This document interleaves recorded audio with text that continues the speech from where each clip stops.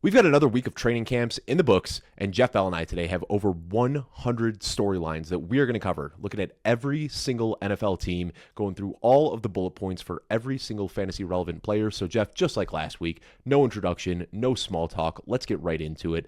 Alphabetically working through this list, we're going to start with the Arizona Cardinals. Jacoby Brissett reached a restructured deal worth $15.5 million in base compensation, expected to start week one. No major surprises there. Trey McBride has been Arizona's best player throughout camp and has built a strong connection with Jacoby Brissett. Also, no major surprise there. Tyler Algier will have a meaningful role in the backfield as the coaching staff prioritizes distributing carries to keep runners fresh across 17 games. Definitely something to discuss there, and we'll come back to that. Final bullet point, though. Michael Wilson and Marvin Harrison Jr. are battling for the wide receiver 1 designation, which LaFleur defines as the first progression on a given play. So Jacoby Brissett, we know he's back there. That's kind of old news at this point. Trey McBride, we know that he's the best player there. You want to talk about that for a quick second, though? Let's hear some thoughts on Trey McBride. Well, Trey McBride, I just think it's interesting because we got Jacoby Brissett back, the thing we were waiting to see. And I've seen the Trey McBride's ADP sliding, dropping even further into the middle of the third round. He was locked in early second round way back when the offseason began. And now he's just slipping as Colson Leveland kind of moves up, as a major separation happens with Brock Bowers. Yeah, and that's, I think, good to talk about because he is starting to fall a little bit in drafts. And, I do think Brock Bowers is the tight end one. I'm drafting him that way. But Trey McBride just did it last year, and I think that you can still get some really good value there. Now, Tyler Algier having a meaningful role in the backfield, I think that's very important because I think a lot of people expect that Jeremiah Love is just going to come in with that top 3 draft capital and run away with the backfield. But they made a meaningful investment in Tyler Algier. They also have James Conner expected to come back at some point from an ACL injury here. So do you think that it would be prudent for the Cardinals, who probably aren't going to win all that much this year, to run the wheels off Jeremiah Love? Or do you think this is kind of like an acclimation year, and then once they get some better pieces around him next year, then they can really open up the workload? Well, did Tyler Algier have a meaningful role with the Atlanta Falcons last couple of years? He did. And where did Bijan Robinson finish in fantasy last couple of years? Very highly. Do you think Jeremiah Love is as good as Bijan Robinson? And 2, do you think he the was Cardinals drafted are as earlier good as the Falcons? I mean, he was drafted earlier than Bijan Robinson, but I don't know that it's a different class, yeah, as good. But I think it's not a death knell to any level of Jeremiah Love. And I think what you're going to see is hyper consolidated targets between these 2 wide receivers, Michael Wilson, Marvin Harrison Jr., Jeremiah Love being a lot more involved in the passing game than the running backs were last year. Really, they didn't involve running backs that much in the passing game. And then Trey McBride still does his thing. Really nothing else outside of that would be my expectation on what we see here. And I think that there's still fantasy goodness. I still think that what we're going to see from the Cardinals, I think Mike LaFleur, high-level play caller, we saw last year, this was a team, they weren't even trying to play winning football. They were just trying to put numbers up on the scoreboard. I expect kind of something similar there. I don't think this defense is going to do much of anything. I think they're going to try to win shootouts every week. I think there's plenty here for fantasy. Yeah, I mean, I saw last year that in Jacoby Brissett starts, if you extrapolated that over a full 17-game season, he would have been pacing for 685 pass attempts. That would have been 4th most in NFL history. So we saw there was a lot of volume last year. I think my fear with this offense is just overall regression, that we're not going to see quite as many pass attempts, but we'll see how this shakes out. And I think that we talked about a little bit last week, like Jeremiah Love getting his through the air could still help him pay off at cost. So I don't have a really strong Jeremiah Love take. I think where he's going in the middle of round 3, kind of perfectly encapsulates his upside and his downside. I think you know what you're getting there. But let's talk about this wide receiver 1 battle. Yeah. Okay. I do want to say, how many games do you think Carson Beck is going to start this year? Because Carson Beck looked pretty good in the Hall of Fame game, and he fits the profile where he's a player that he's experienced a lot of high-level college football, played in the national championship game last year. He is kind of these later round quarterbacks that do hit similar profile there where he's seen a lot, gotten a lot of reps at the college level. The way he played in the Hall of Fame game, it would be surprising to me to not see a midseason, back end of the season, Carson Beck is the starting quarterback for Arizona. And as you get into the fantasy playoffs, for sure, Jacoby Brissett able to buoy people up, stepping a rookie in there. I think that might be the big question here. Yeah, I mean, I'll put it this way. I hadn't drafted Carson Beck once prior to that Hall of Fame game, and now I've mixed him in as a round 20 pick in a handful of these drafts as my QB3 or my QB4. So I do see the upside. If I had to set the number, I'd probably say like 5.5 games. And I'm not sure if I'd take the over or the under there. I think we do probably see him come in late in the season. But yeah, that does set up a potential trap for everybody else here. Like if we're relying on Carson Beck to keep all of these pieces afloat, I think there is some legitimate concern there. Did you see also Carson Beck after the promising Hall of Fame game? Did you see him throw a no-look touchdown in practice like a couple days later? Like I think we're going to see as soon as Jacoby Brissett has like one bad game, there's going to be a loud roar for Carson Beck to get out there. So maybe we even do see him earlier than expected. But let's talk about this last bullet point here. Michael Wilson and Marvin Harrison Jr. are battling for the wide receiver 1 designation. What do you think about that? Because I think a lot of people have just assumed it's going to be Marvin Harrison Jr., but our Matt Waldman, who does a fantastic job breaking down player talents and schemes and all this sort of stuff, said that Michael Wilson is a better receiver than Marvin Harrison Jr. He has Wilson ranked well ahead of Marv. I think a lot of people are hoping for this year 3 breakout, but what would you say is the possibility that Michael Wilson just comes out and bests Marv again this year? I think that there's room for both to pay off at value if we're going to see the volume that we saw last year. But yeah, I mean, Michael Wilson is a better player in the short and intermediate passing game primarily. When you look at the routes that I know there was an early comparison for Puka Nacua and Devontae Adams between these two receivers. But when we look at the areas of the field where Michael Wilson, where Puka Nacua makes an impact, there's some overlap in those skill sets there. And then when you look at, again, Marvin Harrison Jr. is a player that works a little bit more to the deep to intermediate coming back type areas of the field more naturally than that short and allowing to create after the catch. And so it fits Michael Wilson's game to a T to fit kind of like squint really hard into that Puka Nacua role. Whereas you see maybe the red zone usage might be where you need Marvin Harrison Jr. to really hit in order for him to deliver.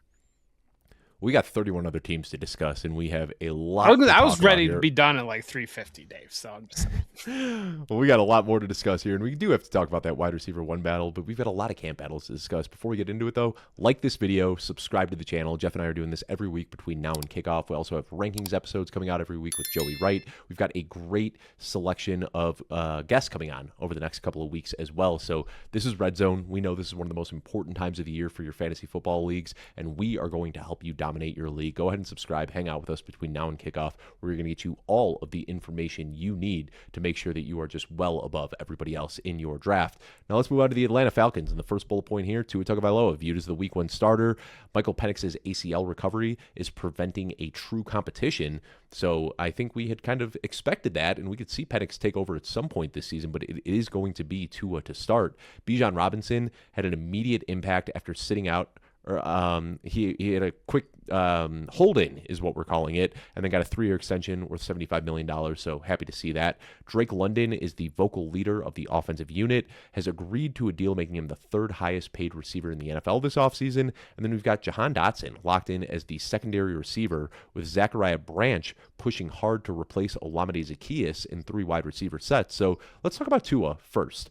Does your outlook for the weapons here, with Drake London and Kyle Pitts, I've talked a lot about how Michael Penix is just like a perfect quarterback for the play style that we want from Drake London. I have a few more concerns about Tua Tagovailoa, but it's not anything that I'm like grossly overreacting to. Do you think that I'm just like big braining this by saying that like Drake London will do better with Penix than he would with Tua? Yeah, probably. I think it's fine both ways. I mean, we've seen Tua Tagovailoa support elite high-end fantasy options in Miami the last multiple years. We saw multiple receivers do it. We saw multiple running backs, obviously Devon Achane do it last year. So I think when you look at Drake London, it probably shortens up that ADOT just a little bit, but London, I think, is a player that he can separate quickly given his size, and he's also really good at working back to the ball, which is kind of what you're looking for with Tagovailoa, that big frame that London features, and kind of coming back into it versus the ability to attack vertically downfield would probably be less so with Tua Tagovailoa. The Falcons are one of my teams, and so I'm ingrained there. And yeah, that first bullet point, Michael Penix basically said, he's like, it's not a competition. I can't be out there, so I can't think of it as a competition, essentially. And the conversation, it's not officially inked in that Tua is going to be the week 1 starter, but that's kind of the Yeah. as the weeks kind of went on a little bit, it kind of got to that point where the beat was kind of saying, I mean, Penix isn't out there. He can't think about him starting in week 1. And has Penix done anything, Jeff? I know you're covering this team, so you'd probably know better than me. Has he done anything besides 7-on-7s, or is that all he's No, kind of limited he's to not still? cleared for contact, so he's Yeah. limited to 7-on-7s. He's been doing live sessions there. Jack Strand spent the first week basically as the starting quarterback there. Jack Strand, undrafted free agent that our Mike Kashuba was pretty high on as we went through the rookie guide. Yep. Jack Strand got some. He's got some supporters there. He's got a very live, strong arm. Kevin Stefanski was praising his ability to pick up the offense quickly, but yeah, this was a weird one that first week, especially with Bijan Robinson sitting out with Jack Strand as the starting quarterback there.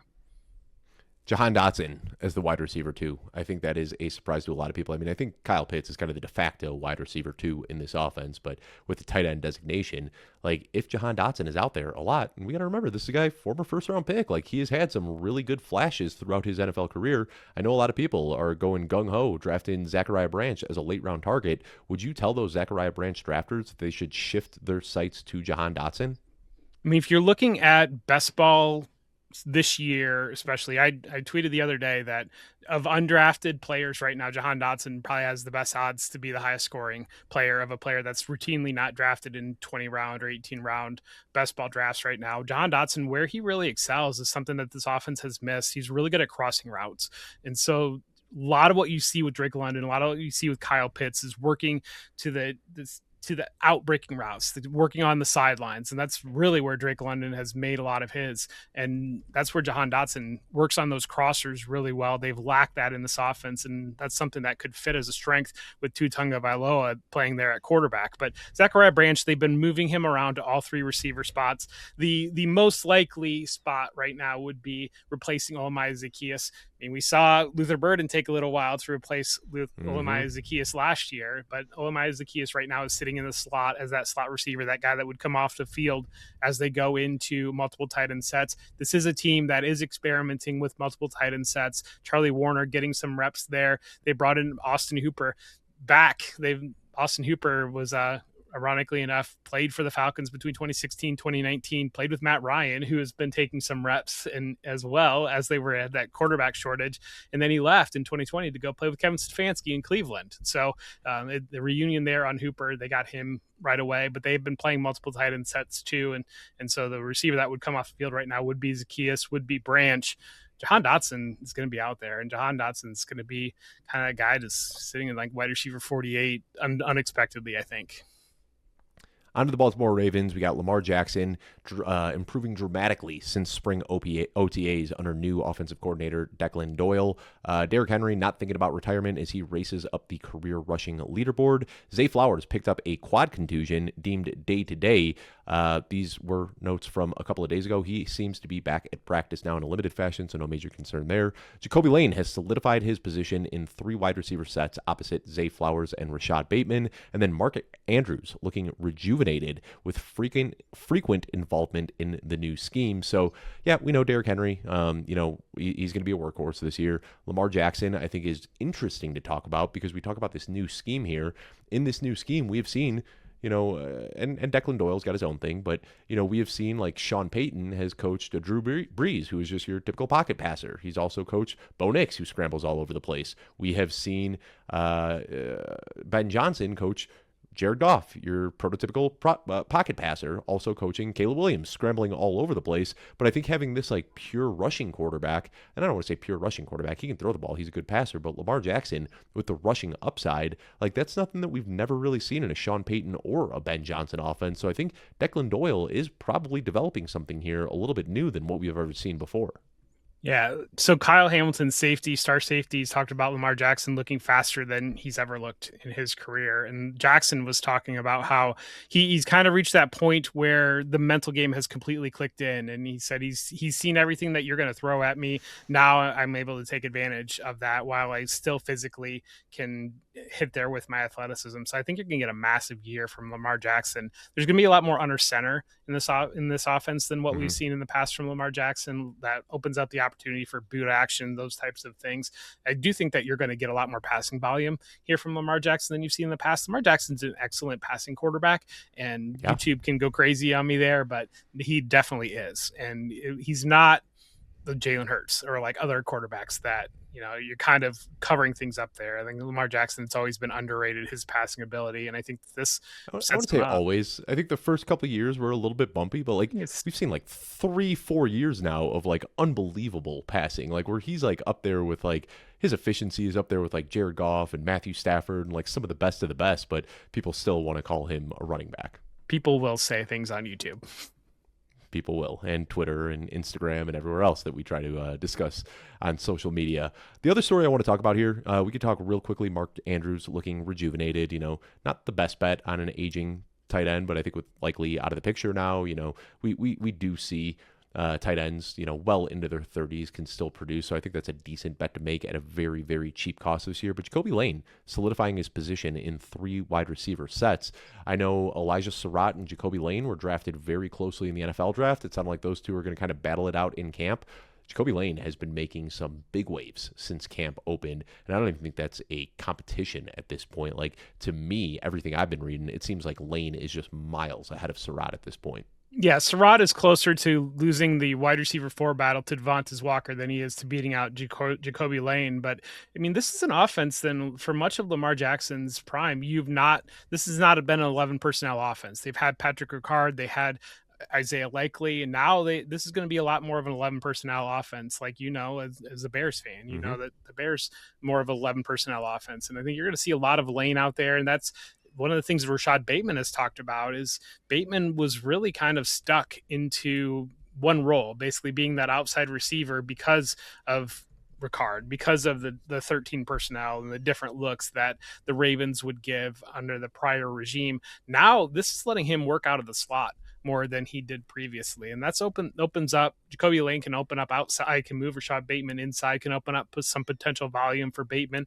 as there is more volume in this offense. I mean, this is another one of my teams that I covered, so I'm kind of in there on the Ravens. But Matt Hibner, the rookie tight end, he looked really good, kind of in the short yak type of a role behind Mark Andrews. Josh Cuevas, the other rookie tight end that they drafted, he was kind of more of a big body red zone type of a tight end there. But yeah, this point on Surratt, I mean, Surratt would be an avoid for me, especially in redraft formats. I think the other interesting thing on this team, if you got any other thoughts, but Justice Hill looking a little bit more. You just want to say an 11 personnel team. I will say, like, Ben Johnson's history, he does lean a lot more on 12 personnel, like typically among. So for like drawing parallels from Declan Doyle coming from the Ben Johnson tree, they also did sign Durham Smythe, who followed Declan Doyle from Chicago to Baltimore. You talk about Hibner as well, kind of making some waves. I think we could see some 11 personnel, but I'd expect a lot of heavy tight end sets here as well. So I don't know if there's going to be a base offense. Like, what we see is that like Ben Johnson doesn't really live in a base anything. It's 11 personnel one snap, and then 12 personnel the next, and then 13 personnel the next, and then empty the next. Like, they're just kind of all over the place. Yeah, and I think the other point I wanted to make was on the backfield, I think you might see Justice Hill in a little bit more of a pure backup role to Derrick Henry, but if Henry were to miss time, that opens up areas that Hill did not do previously. All right. Yes, we could see Justice Hill and then Adam Randall. Role while Adam Randall could make knock Rasheen Lee off the roster, have him just keep 3 running backs, and Randall be that 3rd running back there. And I'm going to drink something, Dave, while you talk. Yeah, you go ahead and take care of that bug while we move on to the Buffalo Bills. The Bills are entering a new era with head coach Joe Brady at the helm, who will continue to call plays on offense even at the new stadium. Josh Allen and James Cook remain along the elite fantasy options at their respective positions. DJ Moore gives the Bills the type of alpha receiver that they have not had since Stephon Diggs. And then Dalton Kincaid remains a popular sleeper pick among fantasy tight ends, but will need to stay healthy to earn a larger workload and fulfill that potential. I think DJ Moore is the first thing that we need to talk about here. It has been nothing but positive news and good drum beats coming out of Buffalo. Jeff, you and I have been saying this since when did that trade happen? February or March? Like I wrote an article saying like DJ Moore can be a wide receiver one in this offense back then. And now we're seeing as training camp opens, like a lot of people starting to buy into the DJ Moore hype. How high is too high? Like I'm finalizing my rankings right now for another article that I got coming out tomorrow. And I've got DJ Moore sitting right now as my wide receiver 18, which is way, way ahead of consensus. But that's a bet that I'm willing to make. Yeah, DJ Moore is my wide receiver 21. So I'm in a similar ballpark there. And I think DJ Moore is he's that the meep, that bell curve where the guy on the one end is the caveman and the guy at the other end is like got the hood on, and in the middle is a very intelligent individual that is coming up with every single reason to fade DJ Moore, and on either end it's just guys shrugging saying I'm going to take Josh Allen's top target. And I think that's what DJ Moore is in this situation. I think deeper in the wide receivers, it was interesting to me that Skylar Bell's not really making much of an impact, which opens up I think Khalil Shakir, we saw Khalil Shakir. They did an inter-squad scrimmage in the new stadium, and he got deep for a big play touchdown there. And Shakir, that he showed that early in his career before he's kind of gotten stuck in the slot. And I think DJ Moore opens that up maybe for Shakir to stretch vertically a little bit. I think Shakir's a really underrated piece next to DJ Moore, but I do think the ceiling there. You're at wide receiver 18. I'm wide receiver 21. Ceiling, I think, is definitely there for Moore. I don't think we need to talk about Josh Allen, James Cook. We know what's going on with those guys. Dalton Kincaid, I mean, like, if you look at the games that he's been healthy, he has been absolutely dominant, but I don't even know if there's anything really to say with this bullet point. It's like Dalton Kincaid, if he's healthy, he's going to be good. Like, we've known that for years, right?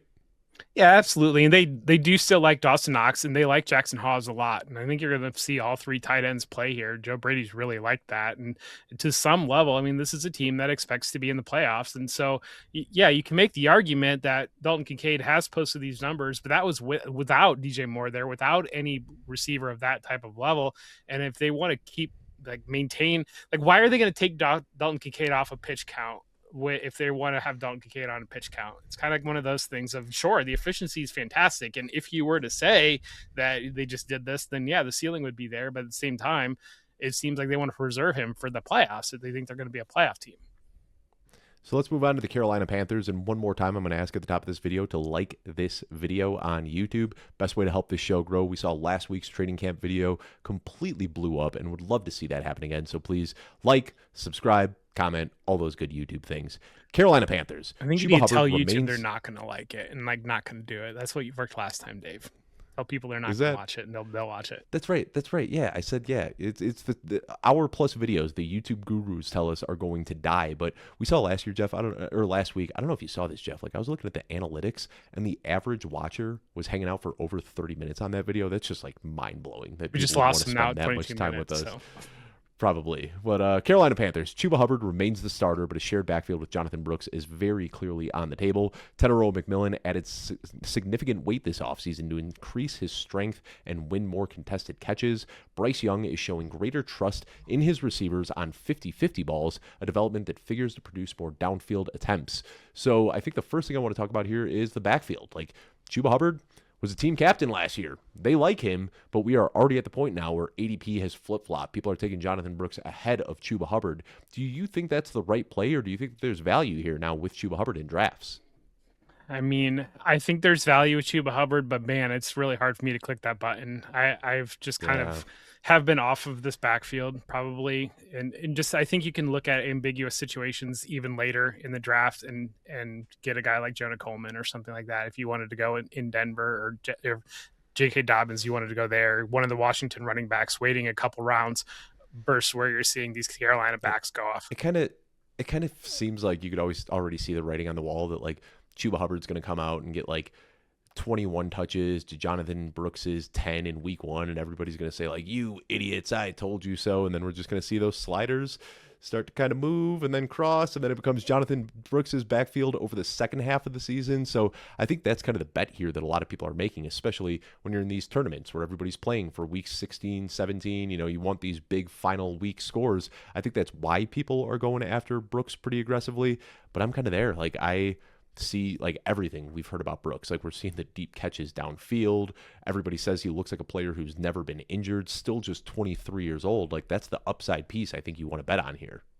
Yeah, and I don't know that Hubbard would be completely removed because, again, like you said, team captain. But at the same time, if you're chasing the upside and you're playing in a tournament like that and you're playing on the back end, that's kind of where that play becomes on Jonathan Brooks. But I mean, again, I think that there are clearer players that are going right above, and I think that there, if you want to deal with ambiguity and muddy situation, you can get a bigger discount on it. So the next one I want to talk about, we're going to kind of combine these two together. Tetero Yeah. McMillan putting some weight on, and Bryce Young getting a little more comfortable throwing downfield 50-50 balls. It feels like those bullet points are kind of tied together in some respect. Joey Wright and I just last night, we did a draft over on the NFFC, and we took Tetero McMillan at the end of round 3, and we said it's so weird. Like, you take Tetero McMillan, and he feels like this like high floor, low ceiling, boring type of player to take in round 3. But like, shouldn't the excitement be through the roof for a guy that was just drafted inside the top 10, a guy who had elite peripheral metrics, a guy who doesn't have a lot of competition in that receiver room, and like there's something just intrinsic about taking Tetero McMillan that just feels like I guess I'll take him, when like it feels like everybody should be like over their skis excited about the potential for a huge year 2 breakout here. Yeah, I mean, I'm seeing Tetero McMillan slide to the back of round 4 in a lot of drafts Yeah. right now, and to me, it goes into. I mean, that's drafting him at his floor, and I think a lot of it's got very little to do with Tetero McMillan and a whole lot to do with Bryce Young and the overall consensus view that Bryce Young is this quarterback that's going to throw for 150 yards, and there's just not any volume here in Carolina. And I've been thinking a lot about, as these reports came in, as the early reports from Panthers camp being talking very glowingly about Bryce Young and the way Bryce Young is looking right now. Bryce Young is a player that we know physically. He doesn't have anything elite tool physically that is going to delete basically making a mistake. And you think about when Josh Allen came out as a rookie, that arm strength. If Josh Allen was late on a throw, that arm strength could still get it there. Bryce Young didn't Yep. have Yep. anything like that physically to Mm-hmm. delete the mistake. He's always been a very cerebral player. And so when he was in college, he was, one, he had more talent than his opponent, but two, he was at the same level of experience every single day basically in college. And so his mental game was able to be above the players that he was going against. As he goes into the NFL, he needs a little bit of time for that mental game to start to click and to get comfortable there and to be able to read that pre-snap. And that's where he's a very, very sharp mental quarterback. And I think he's kind of starting to hit that point of his career where he's seen enough NFL reps, gotten the coaching that's been there for a couple of years, having the players now with Tetero McMillan around, with Jonathan Brooks back, with Jalen Coker breaking out, having the players around him where this can click on the mental side for Bryce Young. And all of a sudden he knows where that ball is going to be or where that defense is shifting to. And he's able to, because he wasn't able to delete it physically, but now he's Mm-hmm. ahead of the defense. And we can see a lot higher outcome out of Bryce Young and a lot higher outcome out of Tetero McMillan. Tetero McMillan is exactly the type of player that you want to take in the 3rd or 4th round of your drafts, because you can definitely see an outcome where Tetero McMillan is Drake London, is this player that is getting a Right. 32% target share and is a clear mid second round to end of the beginning of the second round next year. That's what you want to take when you're looking at the 3rd and 4th round. Yeah, and I mean, that's a perfect comp when you look at the draft capital, the size, the speed, the athleticism, and then just the way he plays. Like, Tetero McMillan last year was 6th in the NFL in air yard share. Like, he is dominating this wide receiver room already, so no reason to expect that he doesn't do that again in 2026. Let's move on to the Chicago Bears, and this is the lone team that I cover. I edit all of these reports, but this is the one that I'm actually compiling and going through here. And we got Caleb Williams looking sharp early heading into his second year with Ben Johnson. DeAndre Swift expects to lead the backfield again. Kyle Monangai immediately reclaimed his RB2 spot upon return from injury. I will say a little note there for like the real sickos that are getting deep into this. Selvin Ahmed seems to have taken over as the RB3, jumped Roshan Johnson on the depth chart while Kyle Monangai was out. So if you're interested in the RB3 for Chicago, seems like it's going to be Selvin Ahmed. Besides that, we got Luther Burden was pulling away from Roma Dunze as the top target, but an injury is expected to keep him out for the remainder of the preseason. Colson Loveland starting to show superstar potential, generating more buzz than any other player at camp. And that's pretty much it for the Bears. So which one do you want to talk about first, Jeff? What kind of jumps out to you here? I mean, everybody listening for the Bears wants to hear us talk about Luther Burden, probably the way, Yeah. given the injury and given the temperature, and really kind of all is all the pass catchers together. And what's your take on this whole pass catcher situation? Luther Burden has been showing out, and I think that everybody, there have been some good comments about Luther Burden, so I think that's why people are like really getting excited here. But Roma Dunze is still playing very well. He seems healthy after that foot injury really zapped his explosiveness over the second half of last year. But my biggest takeaway when I was listening to all this is Colson Loveland. Like, I have not been drafting Colson Loveland a lot because I feel like fundamentally trying to build a team around a Colson Loveland pick is so difficult because you're passing on guys who have wide receiver one upside and these really good running backs in this range, and you're not getting that sort of Brock Bowers or Trey McBride type of advantage. But after listening to, just a ton of Bears podcasts and reading these training camp reports and reading what national reporters who went to Bears camp have said, I do think that Loveland has like being the overall tight end one in his range of outcomes. Like, they were just talking about how last year he came into camp coming off of that shoulder injury. He was looking a little bit scrawny and, had to get up to speed in the middle of training camp and then had some in-season injuries as well that took him out. So we still saw the upside last year in like a very, very bad situation in a crowded room dealing with injuries. And now this year, everybody says that he looks like he's put on about 20 pounds, that he's just mauling guys as a blocker, the catch radius that you could just throw the ball anywhere near him and he comes down with it. I mean, all of the buzz, like, I heard Gronk comps, I heard Kelsey comps, I heard Tony Gonzalez comps. Like, people are talking about Colson Loveland like he is going to be an absolute superstar. All right. So you wrote this report. You're a Bears fan. Mm-hmm. You know everything about it. Mm-hmm. Luther Burden, Roma Dunze, Colson Loveland. Is there any other wide receiver or tight end name that you want to throw in there? Nope. So I think all of Bingo. these guys can pay off at cost. Yeah. I mean, like, exactly. Sure, we got a report that like Xavion Thomas was all over practicing with different people, and Khalif Raymond has some familiarity with the team, and Jade Walker is an undrafted guy that they like, but I mean, it is going to be these three. And I think you could project like 85% of the targets going to these three guys. And so out of that situation, Ben Johnson in Detroit, with basically having Amon-Ra St. Brown, having Sam Laporta, having Jameson Williams, and having Jahmyr Gibbs, we've seen Amon-Ra St. Brown establish himself as a top 3 fantasy receiver over the last several seasons. We saw last year Jameson Williams be the wide receiver 12, be a wide receiver 1 in fantasy. We know the passing game utility usage that Jahmyr Gibbs got, especially towards the second half of last year. I mean, the Bears don't really use their backs in the passing game all that much. They had roughly the same number of raw targets as the Ravens did last year, and nobody's thinking about the Ravens utilizing their running backs heavily in the passing game. You don't have another wide receiver or tight end that is worthwhile mentioning there. We play this game in our minds, in the content world, that it's got to be either or, and sometimes it can be all. Like, Caleb Williams is good enough. Caleb Williams realizing his ceiling, it can be all of Luther Burden, Roma Dunze, Colson Loveland. The answer, instead of it being who is it going to be, the answer can just be yes. And I think especially at ADP. Yeah.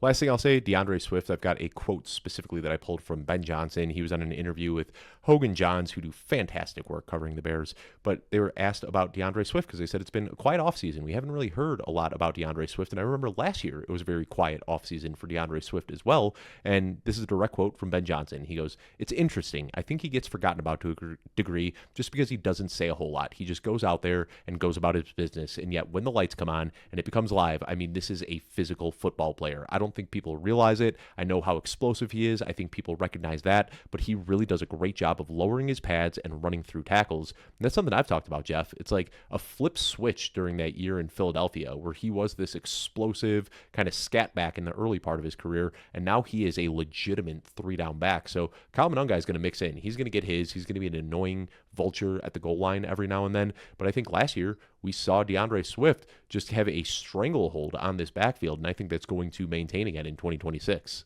I think it's fascinating in players. We see it so often. DeAndre Swift is a great example where that first couple of years, the young, exciting guy. And, well, yeah, there's that, but like not being able to stay on the field his first couple of years, and then you basically get calloused up and hard. And that was one of the things that Drake London was talking about, how Drake London, he was talking about basically the first week of camp, an offensive lineman steps on your foot and you're like, whoa, that really hurt. And then he's like, week 4 it happens. You're like, next play, let's go. And I think that sometimes these players early in their career, the things that keep them off the field later in their career, don't keep them off the field. And I think it's a good, interesting lesson to think about as players get labeled injury prone or have things that miss here or there, and take the criticism, grow, and later in their career become these guys. I mean, Matthew Stafford was a guy that Yeah. early in his career, it felt like it would never get rolling because of little injuries. And then last year, basically, he played with a completely shot back and was the NFL MVP. Right. Yeah, and we see that a lot with the development in these guys. But let's move on to the Cincinnati Bengals, and this is one we don't have to spend a whole lot of time here. Like, not a lot of huge changes. Kind of no news is good news, I think, coming out of Cincinnati. Chase Brown being moved all over the formation, and Joe Burrow called him the priority for touches behind only Jamar Chase, with Brown chasing a franchise scrimmage yards record during this contract year. I don't know if you saw the clips going around, Jeff. Chase Brown catching a ball like 40 yards downfield and then making a play after the catch for a huge touchdown. Like, we're getting reports that he's playing out of the slot, so he is going to be a featured part of this offense. Besides that, we got rookie wide receiver Colby Young coming on strong and pushing Andre Yosevich for the wide receiver 3 job. And then Eric All Jr., finally healthy, pushing to take over as a primary tight end, with his emergence potentially limiting Mike Gesicki's role. So Chase Brown, I think, is a guy that we want to talk about. Joey Wright and I, we just did our running backs episode, and I think you're there with us, Jeff, but we both have Chase Brown inside our top 5 running backs, and that is very high relative to ADP. I just don't understand it. Like, I have been saying this since March, since after the NFL draft when I moved him up even higher. This guy on an explosive offense who catch passes and scores touchdowns. I don't know if it's just because he's a day 3 pick. I don't know if people think that Samaje Perine is going to snatch his chain. I don't know what's going on here, but Chase Brown should be going so much higher than he is. I did a draft last night where he went 11th overall, and that was like the first time that I've seen him go where I think he should be going in drafts. Do you have him above James Cook? I have him in a tier with James Cook, but I do prefer Chase Brown to James Cook. Okay. I mean, we're talking like the thinnest of margins here, but like those guys are back to back in the same tier. Yeah, he's my running back 7, so I'm close. You're right there, same tier basically. Yeah. Yeah, and that's it. It's like I prefer him to Saquon Barkley. I prefer him to Omarion Hampton. And, like, you don't have to get that crazy moving him up ahead of a couple of guys to make this, like, big stance. But I think Chase Brown, like, has all of the makings of a running back you should be taking in round 1. So glad to hear he's involved. Colby Young or Eric All, who do you think is more likely to be on the map in redraft leagues this year? None. Like, probably. Yeah, I mean, we've I don't know. I mean, if Mike Gesicki gets completely deleted, okay. But we've seen Jamar Chase, we've seen T. Higgins be out, and usually it ends up being Gesicki as the guy that kind of gets some targets there. But if they're going to really focus on utilizing Chase Brown, as long as Chase Brown, Jamar Chase, and T. Higgins are healthy, I don't think anybody else is going to matter here, because we just haven't seen, while Zach Taylor's been the coach, if the running back and the 2 wide receivers are out there, nobody else has ever mattered, despite Andre Yoshivas being out there on every single snap, it feels like, on the way they play 11 personnel. But I mean, if it's still there for Gesicki, I mean, sure, you can make the argument it all hits his potential, becomes an every single down tight end, that just by proximity, if you start all these mixed up tight ends that they've had in the past couple of years, if that becomes all Eric All, then sure, it absolutely could happen. But it's, again, we've seen Yoshivas be a frequent player, and when the other receivers are out, that other receivers never stepped up. Cleveland Browns, Deshaun Watson bounced back after a rough start and may be beginning to emerge as the likely starter in what has been a tight battle with Shedeur Sanders. Quinshon Judkins healthy, the engine of Todd Monken's run-heavy offense, with his position coach saying that he can play on all 3 downs. And then rookie Denzel Boston has been the star of camp, has a real shot to lead the receiver room that finished last in the NFL in receiving yards and touchdowns last year. Jeff, if you had to put a percentage on it right now, 0 to 100%, what do you think is the likelihood that Deshaun Watson is the week 1 starter? You don't have to give an explanation. Just give me a number. 72%. What is the expectation that he is the week 17 starter? 13%. And I think that kind of accurately depicts everything we want to say about this quarterback room. Like, yeah, I think Deshaun Watson probably is going to be the week 1 starter, but it wouldn't surprise me if we see Shedeur Sanders getting some starts, Dylan Gabriel getting some starts, and maybe even they get wild and start Taylon Green at some point. They do not have a quarterback, and I think that it is in their best interest to just rotate through and hope that they can find gold somewhere, but this is not a good quarterback room. No, and yeah, It's really not. I don't know. I Yeah. just don't. I really just struggle. I struggle to get like any level of excitement about this team on the quarterback room at least, because every single thing seems to be lining up. Of they want to be at the top of the draft. They want to be either in the conversation for Arch Manning, for Dante Moore, for whoever it might end up being. They don't want to invest in any of these guys on the roster. So let's talk about the running back, Quinshon Judkins. If he wasn't coming back from a season-ending injury, where do you think he'd be getting drafted, Jeff? Probably like the 2-3 turn, right? Yeah, I mean, yeah, probably he'd be A up year two there. guy who showed a lot of promise as a rookie. I feel like the only thing, and we talk about this all the time, like ADP kind of gets like entrenched early, and it takes like drastic news for that to move. I feel like, Quinshon Judkins was falling into round 6 because of the injury concern, and now he's kind of like creeped up into round 5. But I feel like there's still so much value here. Like, this is a very talented young year 2 running back with very little touch competition. Like, to me, we just drafted him in that NFFC drive last night. We got him in round 5, and it just feels like a steal getting him there. Yeah, Judkins and DJ Moore are kind of they look like a tier break to me as you're kind of moving through round 5. It seems to be I don't know, for whatever reason, I always draw a late draft slot in these best balls underdog. I don't know what's going on here, but at the same time, as I'm moving through that 5th round, I'm always praying that Quinshon Judkins, DJ Moore, or Lamar Jackson is kind of like my fail safe if one of those two guys don't drop to me. And then Cedric Tillman, or I'm sorry, not Cedric Tillman, Denzel Boston. Do you think that he can overtake? Yeah. Do you think he can overtake Casey Concepcion and lead this team in targets, receptions, yards, anything like that? I think that Harold Fannon's going to. I say overtake, but like they're both kind of they're both. I mean, I think Harold overtaking. Fannon's going to lead in targets and receptions. I feel pretty confident Harold Fannon's going to lead in targets and receptions. But yeah, I absolutely think that Denzel Boston can be the highest scoring fantasy receiver here, the highest scoring rookie on this roster. So yeah, I think that's very much in play. And as such, I joke with our good friend Mike Sanda because he's a Browns fan, but Mike and I have a running joke of basically we have. Is this going to be a Boston team or is this going to be a Judy team? Because it seems like every single draft, like that your wide receiver 7 for me ends up being Denzel Boston or Jerry Judy.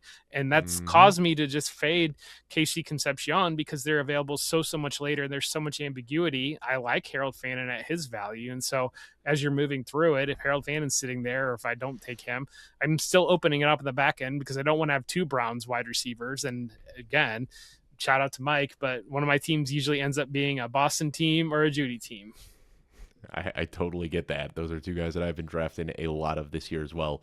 Let's move on to the Dallas Cowboys. Dak Prescott in total command of the offense with Sam Howell and Joe Milton behind him. Javonte Williams locked in as the unquestioned centerpiece of the backfield with second-year Jaden Blue asserting himself as the top handcuff. CeeDee Lamb and George Pickens dominating as a healthy tandem opposing defenses cannot double.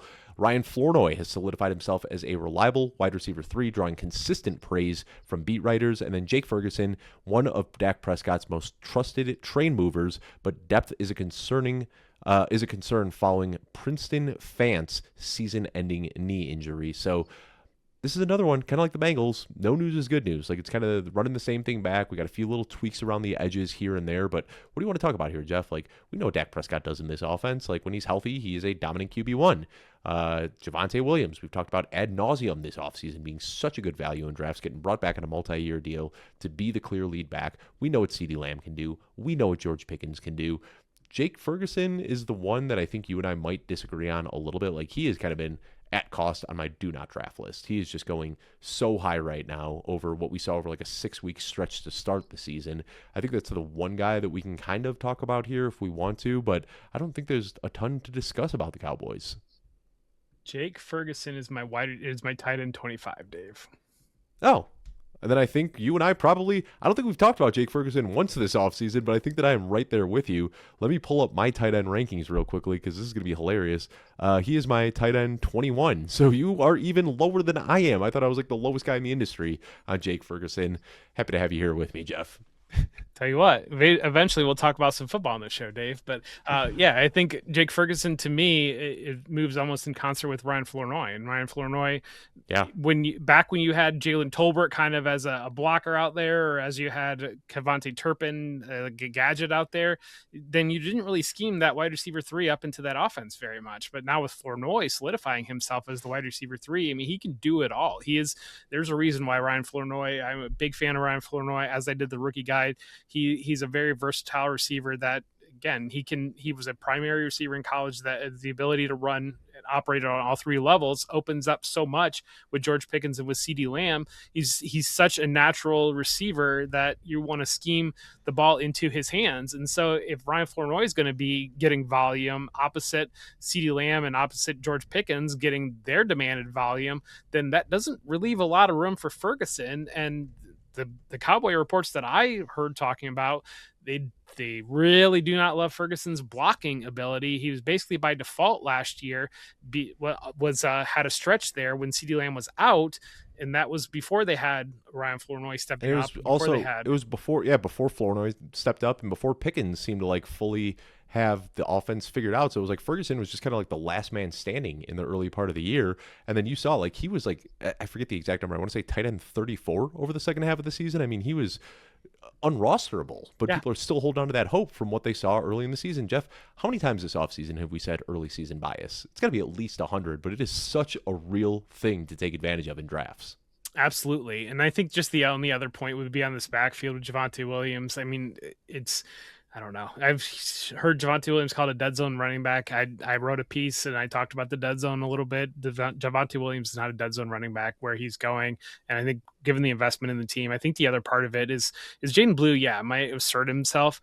I do think that Phil Maffa is playing and taking a lot of reps. If Javonte Williams were to be out, I think Phil Maffa would be that power complement, that kind of early short yardage type of back, and and Jaden Blue would be that fill in kind of as the receiving game. You could see, my point is, you can see Jaden Blue carving out a role where he takes some passing reps, and if Javonte Williams were to be out, he increases a little bit, but also Phil Maffa kind of plugs in there, and Phil Maffa's getting like rushing touchdowns and those types of things as they play both running backs. So while Blue might be the top handcuff, I don't see it as a situation that if Javonte Williams were to miss time, Jaden Blue's suddenly getting 22 touches in this backfield. Right. And so I think that I like Blue, and it's certainly within the range of outcomes. I think the bigger point would be Malik Davis is probably can be cut off those deep rosters.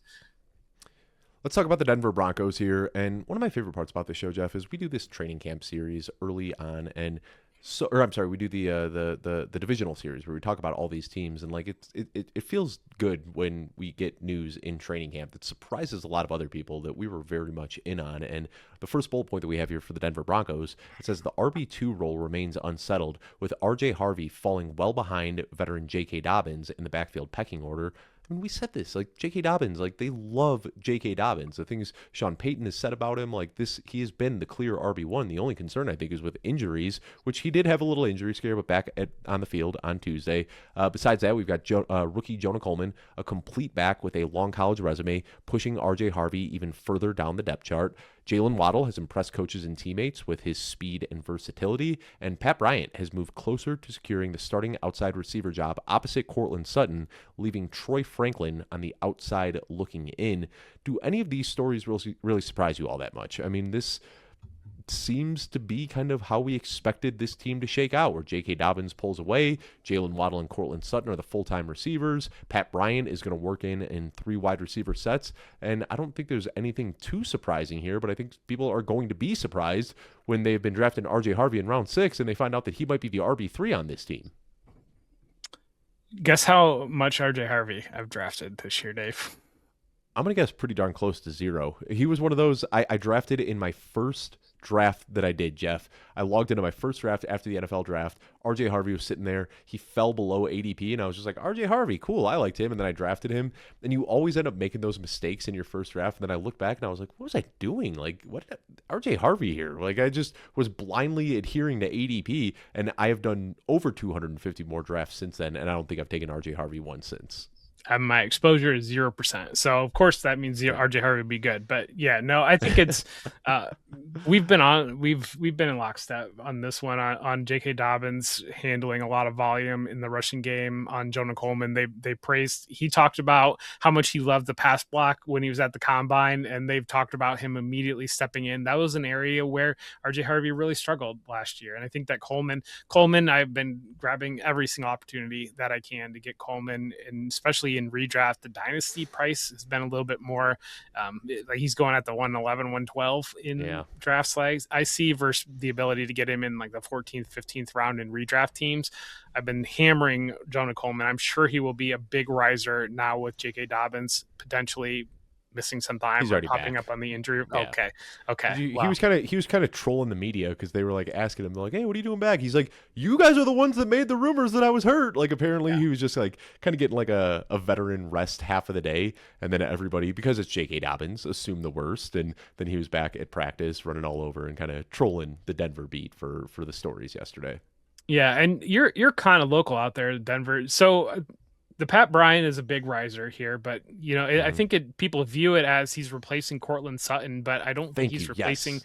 Cortland Sutton. It's just that he has a skill set that they like opposite Cortland Sutton, and then Jalen Waddle, like you said, working in the slot. To me, Marvin Mims, I had read when we did our divisional preview series that the agent for Marvin Mims was not very happy right now, and if he's I think he's injured right now, not even practicing right now. That's a name that to me, I know he's got a lot of special teams value to the rate to Baltimore, not Baltimore, but to Denver. I would not be shocked to see Marvin Mims traded, and you're looking at a team like Indianapolis would be a perfect player to go out and get Marvin I Mims mean, and to he stretch could. the field Yeah. vertically or like that. I mean, that to me feels like as they get through, I think as we get through camp, as we get closer to the season with guys being healthy, a player like that might we do see those trades kind of as we get to the end of the preseason because teams have made it through healthy and they're looking at their numbers that they're crunching and willing to kind of move on there. But I know Mims's agent was not happy early this offseason, and if he's completely fallen out of the rotation or injuries holding him out there, I wouldn't be surprised to see him moved. I am glad you said that because I am seeing like Pat Bryant is coming for Cortland Sutton, and that's just an egregious misread of this situation. Like he is climbing up to the wide receiver 3 spot, but this is still going to be Cortland Sutton and Jalen Waddle as the full time players here. So, of course, you had the right read on that, Jeff, but I think a lot of other people do not have the right read on that. Let's go to the Detroit Lions. Jared Goff not going to play in the season opener. No shock there. Expected to sign Luke Altmaier. Actually, not expected to. They did sign Luke Altmaier, so he is a part of the team now. And then they also, who was it that they brought in, Jeff? Josh Dobbs after the Teddy Bridgewater retirement. So we got some quarterback changes at the bottom of the depth chart there. Jahmyr Gibbs ended his hold-in, signing a 3-year contract extension worth $51.5 million, exactly $1 million more than Bijan Robinson got. So kind of funny, the games that they play here. Jameson Williams overhauled his pass-catching technique this offseason as being coached to lean into contact to draw defensive pass interference calls. And then Sam Laporta has been fully cleared, looks comfortable and fluid heading into the final year of his rookie deal, making him eligible for an extension. We don't have to talk about Jahmyr Gibbs, the clear 101, and he locked that down with that extension. Jared Goff, no surprise that he's not going to play here. Jameson Williams trying to get PI calls. Jeff, at what point do we start counting PI calls in fantasy? I've been saying this forever. Like, if you get a pass interference call that moves your team 45 yards downfield, I think you should at least get like half of those points. Like, shouldn't we get like 22.5 points or like, sorry, 2.25 points for like a huge pass interference call? Because that is a game changing play. And I think that's something they want to get from Jameson Williams. Like, that's great for the offense, but it doesn't help us in fantasy. I mean, in my experience, Jameson Williams is not usually close enough to a defender to get pass interference called on it. So, I mean, Yeah, that is a elite separator. Yeah. but yeah, everything I've heard is Jameson Williams having a phenomenal camp and really taking that next step forward after last year, really getting his first full healthy plugged in season, the confidence that he must have been leaving. Because you think about like where he must have been mentally over the last couple of years of, you get that big injury in the national championship, you're coming into a whole lot of uncertainty, suspensions kind of back, you basically lose your entire first season. So coming off that first year, like where's the mental confidence there? You get that suspension for gambling right before that coming into the next year, and then The now PEDs he's after that had too. yeah, and now he's had like he's got to be feeling sky high confidence and really popping and developing. And I think that that's, to me, I know we have been on Jameson Williams above the industry for years, basically at this point, but we've never fully seen like the contingent upside of Jameson Williams. That if Amon-Ra St. Brown were to miss some time, like what can fully be unlocked here with Jameson Williams. And so I think that that's the fascinating thing with Jameson Williams of what still is out there versus what we've seen already. I think he's one of the absolute best values in fantasy drafts right now. He's like wide receiver 27, price tag, middle of the 5th round. I have no idea what's going on. Yeah, that's an easy click right there. Sam Laporta, comfortable and fluid. It's kind of weird. We talked about it last week where Sam Laporta was starting to pull ahead of Tucker Kraft in drafts. And then almost immediately after we recorded that show, we got some good news on Tucker Kraft. We heard he's going to be ready for week 1. And then that gap tightened. And now in most drafts, I see Tucker Kraft going well ahead of Sam Laporta. So I think the market kind of regulated back to where it should on that one. I don't know what there is to say about Sam Laporta, but I do know that I prefer Tucker Kraft ahead of him quite easily in drafts. James Conner or Najee Harris, Dave? Who do you think is going to be a Lion? Yeah, Isaiah Pacheco picking up that injury. They said an MCL injury too, and like usually, if I hear a ligament named in the injury, that tells me that it's usually more than like a little nick. So I'd expect him to miss some time here. Not good, but yeah, Najee Harris just feels like a Lion. I think that's the one that makes the most sense here. Or Jamal Williams still sitting out there in free agency, could find a reunion. But let's move to the Green Bay Packers here. Jordan Love looking to trim mistakes to prove that he is one of the league's truly elite passers. Josh Jacobs' messy offseason has left the running room in flux, where an oft-injured Marshawn Lloyd has turned heads. Also worth discussing. Again, these come through on Sunday night that we put this list together, but since Sunday night, Josh Jacobs has picked up a groin injury and is expected to miss about a week, so we'll be paying close attention to that.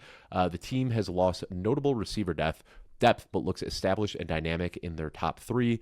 Matthew Golden already using his speed to show real wide receiver 1 traits in camp. And then Christian Watson remains a health question mark, while slot man Jaden Reed has bounced back from his injury-plagued 2025. So we've got a condensed tree here, Jeff, which I don't think we can ever really say about the Green Bay Packers. Christian Watson, Jaden Reed, Matthew Golden, that's the top 3, and I don't think there's anybody else that matters here. We don't have to talk about the Packers wide receiver 5 for the first time in half a decade.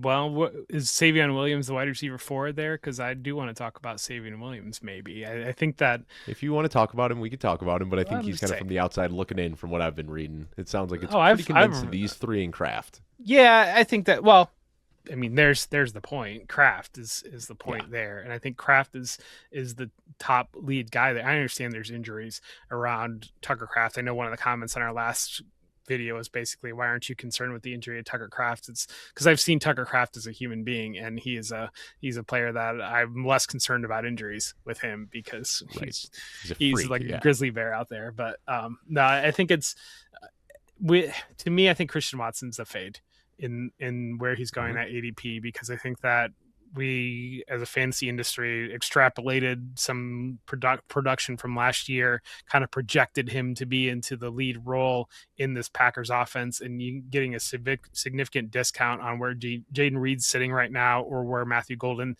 is sitting right now. And it's like a higher level of that Cleveland argument of, I'd rather open myself on the back end to getting a Tucker Kraft, to getting a Matthew Golden, to getting a Jaden Reed, than to make that investment of a 4th round pick on Christian Watson right now. And I think the other part of it is Jordan Love's falling into a little bit of that let Russ cook, where everybody wanted Russell Wilson to throw the ball more because of the numbers that Jordan Love's putting up. And I think a lot of it has to deal with Jordan Love is being put in position to succeed and kind of going to the level that the Packers are comfortable with.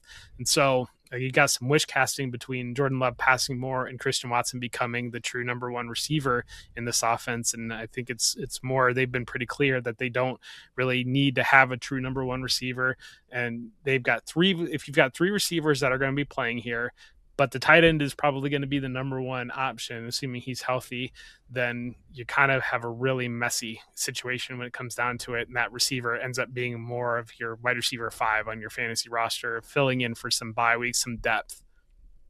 So are we drafting Marshawn Lloyd in the final round of best ball drafts? That's the next question I have. If Josh Jacobs, I mean, I got to be honest, Jeff, I'm starting to get a little bit nervous. I've been drafting a lot of Josh Jacobs because, he fell about a round and a half after that story came out about the arrest, and our Drew Davenport was pretty bold in saying that, like, I don't think there's going to be any sort of discipline at all. And then we get the groin injury yesterday. We get the Adam Schefter report the very next day saying that they're still investigating this and that he could miss some time. I'm starting to wonder if I got a little bit overexcited about my round 4 Josh Jacobs. I'm starting to sweat that now looking at my exposure. I've stopped drafting round 4 Josh Jacobs. I'll just say that. Yeah. And Lloyd is the piece that I would want. And I think the other part of it too is Lloyd is, Emmanuel Wilson carved out a role last year, but if Lloyd's ceiling is so much higher than what Emmanuel Wilson's ceiling was, and if Lloyd's hitting his ceiling and it's really kind of coming together, you could easily see a split in this backfield where Jacobs would kind of, based upon luxury, but also because of Lloyd's performance, they don't feel like they need to load Jacobs up with 25 touches and just kind of get it through the season that way, which makes him a landmine at his ADP and makes Marshawn Lloyd pretty interesting. And if I could draft him in the last round still, I would be drafting him in the last round, but he's shooting up the board now. He's moving off that. He sure is. Let's talk about the Houston Texans. C.J. Stroud looking more comfortable in the offense heading into 2026 and taking better care of the football. David Montgomery should lead the backfield, but Woody Marks and Jawar Jordan figure to carve out roles as well. Jaden Higgins is the clear winner of training camp so far and should lead the receiver core alongside Nico Collins. And then Dalton Schultz, still the clear tight end one, should once again play a meaningful role in offense. Let's start with Jaden Higgins. I don't know if there's been a player getting more buzz than Jaden Higgins right now. I mean, it seems like every day, like a new Jaden Higgins highlight is hitting social media. Nico Collins has already talked about him, that he expects him to be one of the best receivers in the league. I'm kind of at this point where you see Jalen Coker and Jaden Higgins have kind of been like really tight in ADP all year. And I've been taking Jalen Coker ahead of Jaden Higgins. And just this last week now, I'm like, I need to start getting some Jaden Higgins. I mean, this was a prospect that I loved. And he didn't do a lot as a rookie, but he's one of those big-bodied receivers. It takes some time to get up to speed. Also, Christian Kirk was there. Nico Collins was there. It was a crowded receiver room. But now it seems like the runway is cleared and Jaden Higgins is just going to take off this year. I have been drafting a lot of Jaden Higgins. I like Jaden Higgins quite a bit. And so I think Jaden Higgins stepping in there as that wide receiver too, the opposite receiver outside of Nico Collins. And you're seeing, yes, every single thing we've seen with Jaden Higgins has been positive out of camp, but I feel like his ADP is not moving in concert where when you consider how excited people usually get about young players and you look at Jaden, you really dig into Jaden Higgins and you look at his production over the second half of last year, you're not seeing the ADP move like you would expect based upon this training camp news. I think a lot of it's I mean, I just caught the show that you did with Joey Wright and you guys were talking about Tank Dell there. And I'm of the belief that I think Tank Dell coming in and playing NFL football would be a minor miracle at this point. Right. Tank Dell coming in and having fantasy utility is a different conversation entirely. But I think because of the story with Tank Dell and what we saw previously with Tank Dell, it's caused Jaden Higgins to not move the way Jaden Higgins should be moving, which I'm happy with. I'm going to keep drafting Jaden Higgins. But yeah, I think Higgins solidifies himself there. I mean, Dell becoming a contributing member would be a big story. And then Jalen Noel, I don't think you completely write him off. But to me, I think this is going to be an offense with two clear top targets, Jaden Higgins and Nico Collins, and then everybody else kind of filling in and working in behind that. Let me just, Jeff, I love Nico Collins. I don't want this to come off as Nico Collins slander, and I'm sure people will take it that way. But Nico Collins missed 2 games last year. He missed 5 games the year before, missed 2 games the year before that, missed 7 games the year before that, missed 3 games the year before that. Nico Collins has never played a full season. Jaden Higgins reminds me a lot of Nico Collins. Like, if Nico Collins were to have to miss some time, would it surprise you if Jaden Higgins just put up like 18 points per game with no Nico Collins? No, it wouldn't surprise me in the slightest. And everybody should absolutely be grabbing Jaden Higgins. And I think the other part of it is people being out on CJ Stroud. And I think I don't know. You saw him melt down basically in a game that Drake May had a pretty awful game in those conditions too. And nobody ever talks about Drake May having a terrible game in those conditions while everybody's ready to completely write CJ Stroud off. And I think this is an offense. CJ Stroud is worth investing at ADP. I think David Montgomery, we have been hammering him all off season. Higgins, great ADP. I mean, Nico Collins, I think, is a really strong ADP too, considering he's sitting kind of behind Drake London, kind of sitting as there's a tier break like right at Nico Collins, I think. So, regarding David Montgomery, does this report scare you at all that they're saying Jawar Jordan and Woody Marks are going to be involved? Or do you think, like, involved as in, like, they'll be on the field, but David Montgomery is still going to be just a dominant 70 to 80% workhorse here? Yeah, I think we need to be really careful with carve out role and committee and like recognizing what those things mean. I think everything that I've seen indications are this team is thrilled with David Montgomery's 3-down skill set and volume, and David Montgomery's really excited to have an opportunity again to be a high level volume back. Well, let's go ahead and talk about the next team on our show list here, the Indianapolis Colts. The Colts intend to keep 3 quarterbacks on the roster, with Anthony Richardson projected to be the QB3, and we also got word that he is going to start the first preseason game, just the way he broke his pinky last season. We'll hope he could stay a little healthier and upright this year. Jonathan Taylor got a big 2-year extension, $44 million. He will be there for the next 3 seasons. Wide receiver room is getting decimated with injuries. We got Alec Pierce suffering a setback, not looking like he's going to be back anytime soon. Josh Downs picking up an injury. Laquan Treadwell picking up an injury. So you already talked about Marvin Mims being a potential guy that could move here. We've also heard some rumors about Keenan Allen. Right now they are struggling big time. Other news note here, Tyler Warren continues to develop as a complete tight end, emphasizing blocking and man coverage reps. Let's start by talking about that, Jeff. Tyler Warren. There's so much talk about Harold Fannin leading the receiver room. I think Tyler Warren is a guy that could 100% lead this team in targets. And, like, I don't even think that's a spicy take at all. Like, Alec Pierce is an efficiency guy. He is not a volume guy.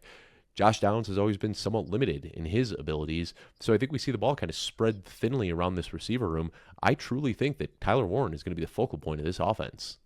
He absolutely is going to be the focal point of this passing game. And as you're looking at ADPs again, where he's landing the end of that 5th round, the beginning of the 6th round, to look at a Colson Loveland, to look at a Brock Bowers, to look at a Trey McBride. I mean, Bowers the ceiling for Bowers is high enough potentially that it's worth going there, I think. But to look at those other tight ends relative to, I know Dan Hendry, our friend, talks a lot, and I think about this too, of like playing the 2 versus 2 game of if you were to go with the wide receiver or the running back that you can get instead of taking Trey McBride versus Tyler Warren later compared to the wide receiver running back that you get by taking Trey McBride and then Warren off the board later. So I think that the value that you can look at getting right now for Tyler Warren relative to a Trey McBride or relative to a Colson Loveland compared to the other player that you can have in your roster where Warren is sitting in ADP, it's a lot of good value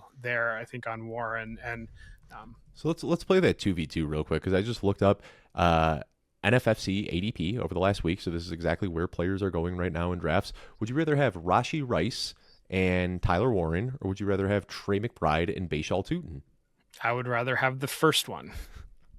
Exactly, yeah, and that's the trade-off right here is like, you know, McBride is still going in that elite tier where you're passing up on Derrick Henrys and Rashee Rices and players like that, where like the fact that like people are deciding between Tutin and Warren, like we're talking about a committee back who can like hopefully carve out a role for himself, or a guy who is going to be the focal point of his offense and is a tight end 1, a year 2 tight end going into an offense that has a history of featuring tight ends. Yeah, to me, that's just like such an easy call to make here.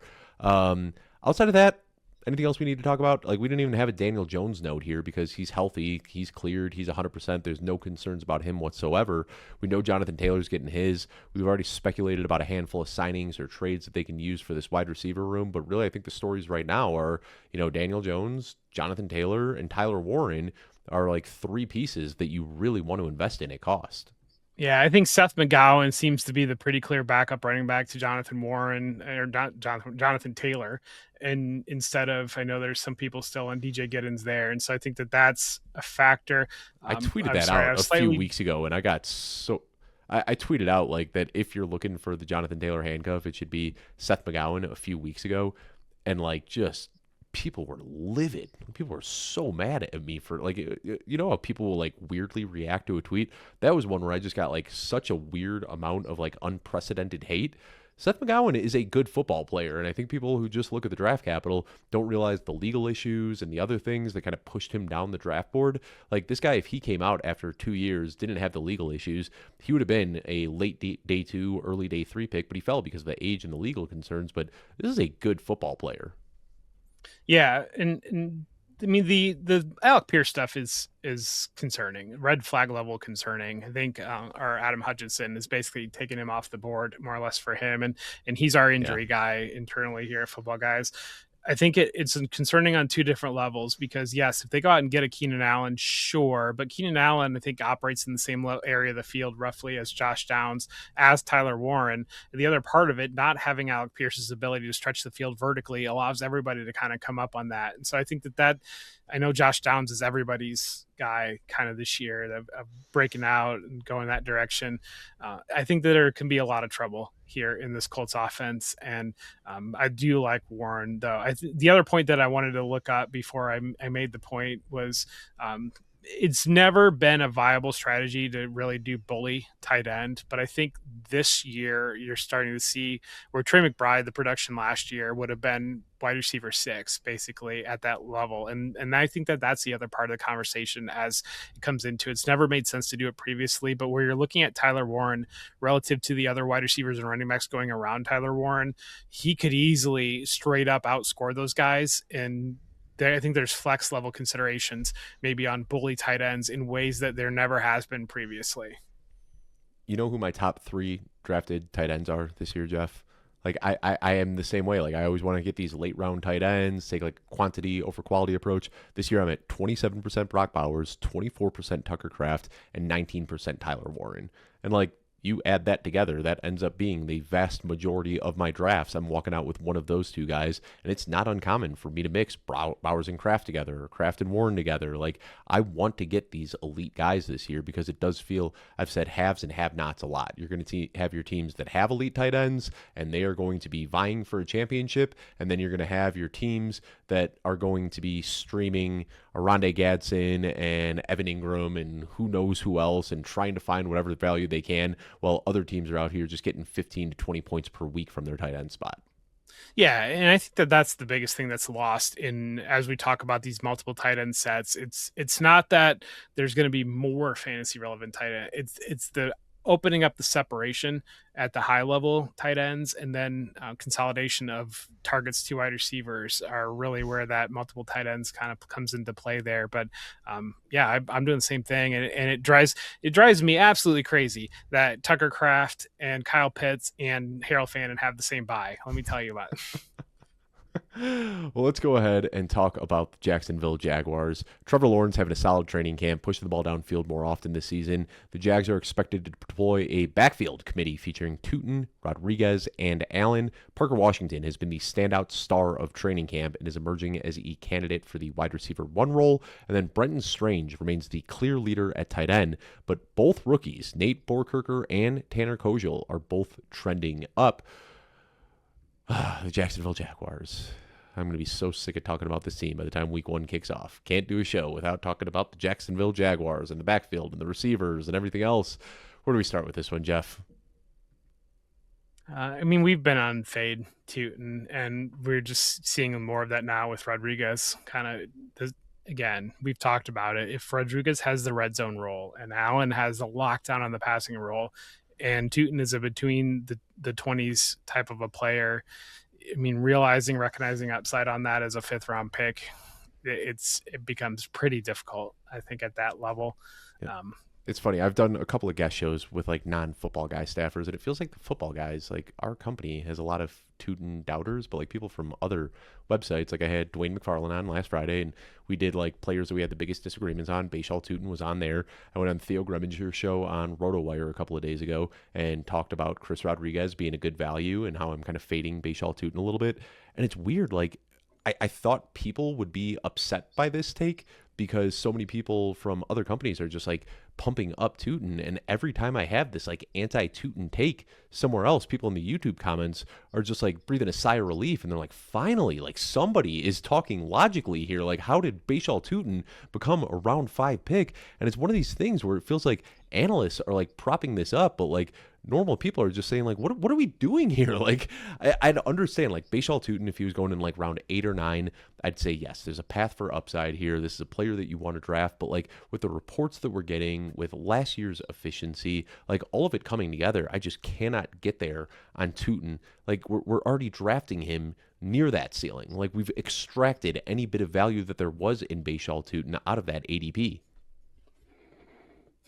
There seems to be this pervasive thought on, if one of these guys were to emerge as a 3-down back, or there seems to be this mindset where like every situation across the league is a clouded situation that one player is going to emerge from, and that's just doesn't understand a fundamental understanding of situational football when it comes down to it, and what Jaguars are trying to accomplish out of this backfield. They've not given a single indication that they are thinking at all about having a 3-down back. And yes, I absolutely understand the argument that if one of them has a 3-down role, it would be Tutin. Sure, that's not living in reality based upon what Liam Cohen has said, how they function, how every single report has come out of that camp. And to some level, it's like almost like a fear of missing out, of like the popular pick of like, well, I want to be in on Tutin too, because if it happens, then awesome. But at the same time, like, I mean, we how many times have we seen the Zach Moss and Chase Brown comparison, and that gets forgotten that Zach Moss had basically a career-ending injury. The Bengals did not have anybody else, and that allowed Chase Brown to become a 3-down back. Yes, absolutely. Right. Chris Rodriguez has a career-ending injury, and LeQuint Allen is not doing anything. But Bashal Tutin can absolutely pay off at a 5th-round ADP, but you're throwing a whole lot of ifs, and by the time any of those happen, you're going to be 0-6 on your team by the time it gets down to it. And you talk about like people not wanting to miss out and just kind of this like inflated value. So I did this draft with Joey Wright last night, and Parker Washington went 402, the second pick of round 4. He went 1 pick after Garrett Wilson, and there were still some really good receivers on the board when he was selected at the 402. Joey Wright and I came back around in the round 6 and got Brian Thomas Jr. at the 604. What are we doing where Brian Thomas Jr. is going over 2 rounds behind Parker Washington? Like, I understand that we want to try to find the wide receiver 1 in this offense, but everybody's going to be involved. Jacoby Myers is still there. He's going to get his. Brian Thomas Jr. and Parker Washington are both going to get theirs. Travis Hunter is going to come in for 30, 40, 50% of the snaps, whatever it is, and get his. Brenton Strange is going to get his as well, who Joey and I also took in round 16 of this high-stakes draft. Like, everybody right now is so drunk on Parker Washington love that like this is another guy. Like, I don't see any world where Parker Washington can pay off at a 4th-round ADP unless that world involves Brian Thomas Jr., Jacoby Myers, Brenton Strange, and Travis Hunter all getting hurt. Yeah, I mean, Liam Cohen coached Chris Godwin, and Liam Cohen was around there when Cooper Kupp, but like with Chris Godwin's breakout season, yeah, they had Mike Evans still, and kind of right around that 1,000-yard line. They had nothing else beyond Mike Evans, and so everything was funneling to Chris Godwin in that role. I mean, Cooper Kupp was the elite receiver at that level, and so I think to assign that level of usage here on Parker Washington relative to the other players, and I mean, again, we have talked about it previously, and I think it's so fascinating because even the way this is written, the standout star of training camp and emerging as a candidate for the wide receiver 1 role. I mean, if he could be a candidate for the wide receiver 1 role. He's a standout. Like, everything that I think I see out of Jaguars camp is basically like Parker Washington walks on water. He's the first one in the facility, the last one to leave, and doing all these things. And meanwhile, Brian Thomas was the offseason MVP. It's like, right. Yeah. I don't know. I'll just take Brian Thomas in the and all respect. If I'm wrong, I'm wrong. But that's exactly, Jeff, you and I align on so much stuff. I had Scott Barrett, all respect in the world for Scott Barrett. He does awesome work, but like he came back to one of my like fading Parker Washington tweets from months ago this offseason and like came to victory lap on it today. Like Tuesday, August 11th, early August, 2 weeks into training camp. And I was like, what are we doing like victory lapping at this point? Like the season hasn't even started yet. Like we're getting some good reports about Parker Washington. And I said, if I'm wrong, but like, let's wait for the season to play out. Like it's like people got so excited about Parker Washington and then he has a good first 2 weeks to camp. And now they're just saying, we won. Parker Washington's the guy. Now we get to draft him in round 4. And it's just like, I don't get it. like I feel like I'm really good at understanding market shifts and market movements. And I knew that there would be like, some sort of steam for Parker Washington, but like I thought, just like I said with Tootin, where like Tootin would have been like a very fun target in round 8 or 9. Parker Washington would have been a very fun target if he was kind of falling into like round 8, round 9, round 10 is kind of like a guy that you can bet on and get some upside there. But we're at the point now where he has just steadily climbed so much this offseason that you're drafting him not just at his ceiling, but above his ceiling. Like there's no value left to be had here. Parker Washington, very good player. And you and I both know that. Like we've both talked about Parker Washington for years being an underrated player. But for him to pay off at this ADP, you're hoping for a 1,200-yard season. You're hoping that he can score double-digit touchdowns. How does that happen in this offense with all these other mouths to feed? Well, and I think part of the reason why that spread and the movement is happening is like, who wants to stand up and be the Brian Thomas guy? Who wants to stand up and be the one because of the disappointment from? Well, I mean, like my exposure says it's me, but and my wide receiver ranker rating says that too. But at the same time, like it's one of those things that like. You're pounding the table for this guy that was this massive disappointment after being a first round pick last year in fantasy drafts. And so like to step into that, it's like the Quentin Johnston of it all a little bit of like, well, you fell flat. Now we're going to tell jokes about you and write you off basically and pick our next champion here. And I think the other part of it is the concept of entry points and how do you get into these offenses that you want parts of. And some offenses like Cincinnati, if you do not go on Cincinnati within the first 3 rounds of your draft, you're pretty much shut out of Cincinnati's offense. Like you're just not going to get in there. The Jaguars have a whole lot of entry points that a lot later down the board. And so to go with Parker Washington, to go with Bashal Tootin, to be right to that level, to beat out everybody else at relative ADP, but also to bypass potentially later entry points where I know the draft you did with Joey, you guys got Brenton Strange very, very late, or Chris Rodriguez is a player both of us have been drafting steadily. And you can go, I mean, if you really wanted to, you can go Jacoby Myers. You really wanted to late, you can go with Travis Hunter. I think there's so many entry points into this Jacksonville offense, which we all want parts of this Jacksonville offense. I think the intrigue of the Jacksonville offense and trying to shoot for the overall funneling and everything working out is what is pushing up Parker Washington and Bashal Tootin, but really it's the mystique of Liam Cohen right now and wanting to have parts of this offense and having those guys that are getting pushed to the top without recognizing that you can get in on this offense at a lot of different points and a lot of cheaper points.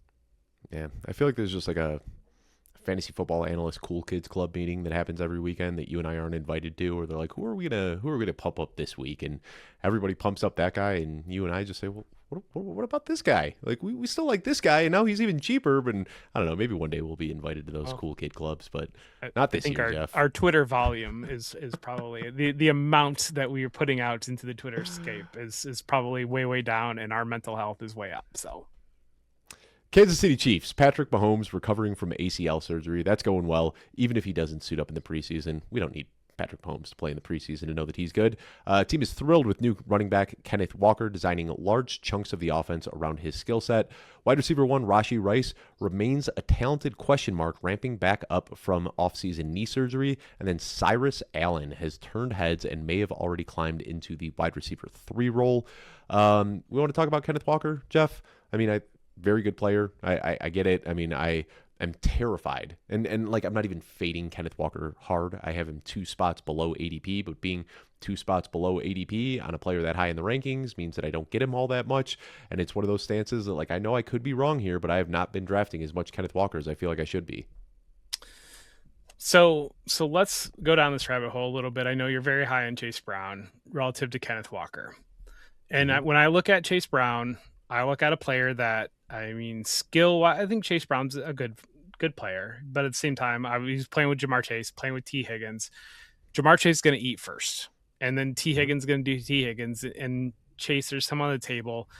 Yes, absolutely. There's some there, plenty there for Chase Brown.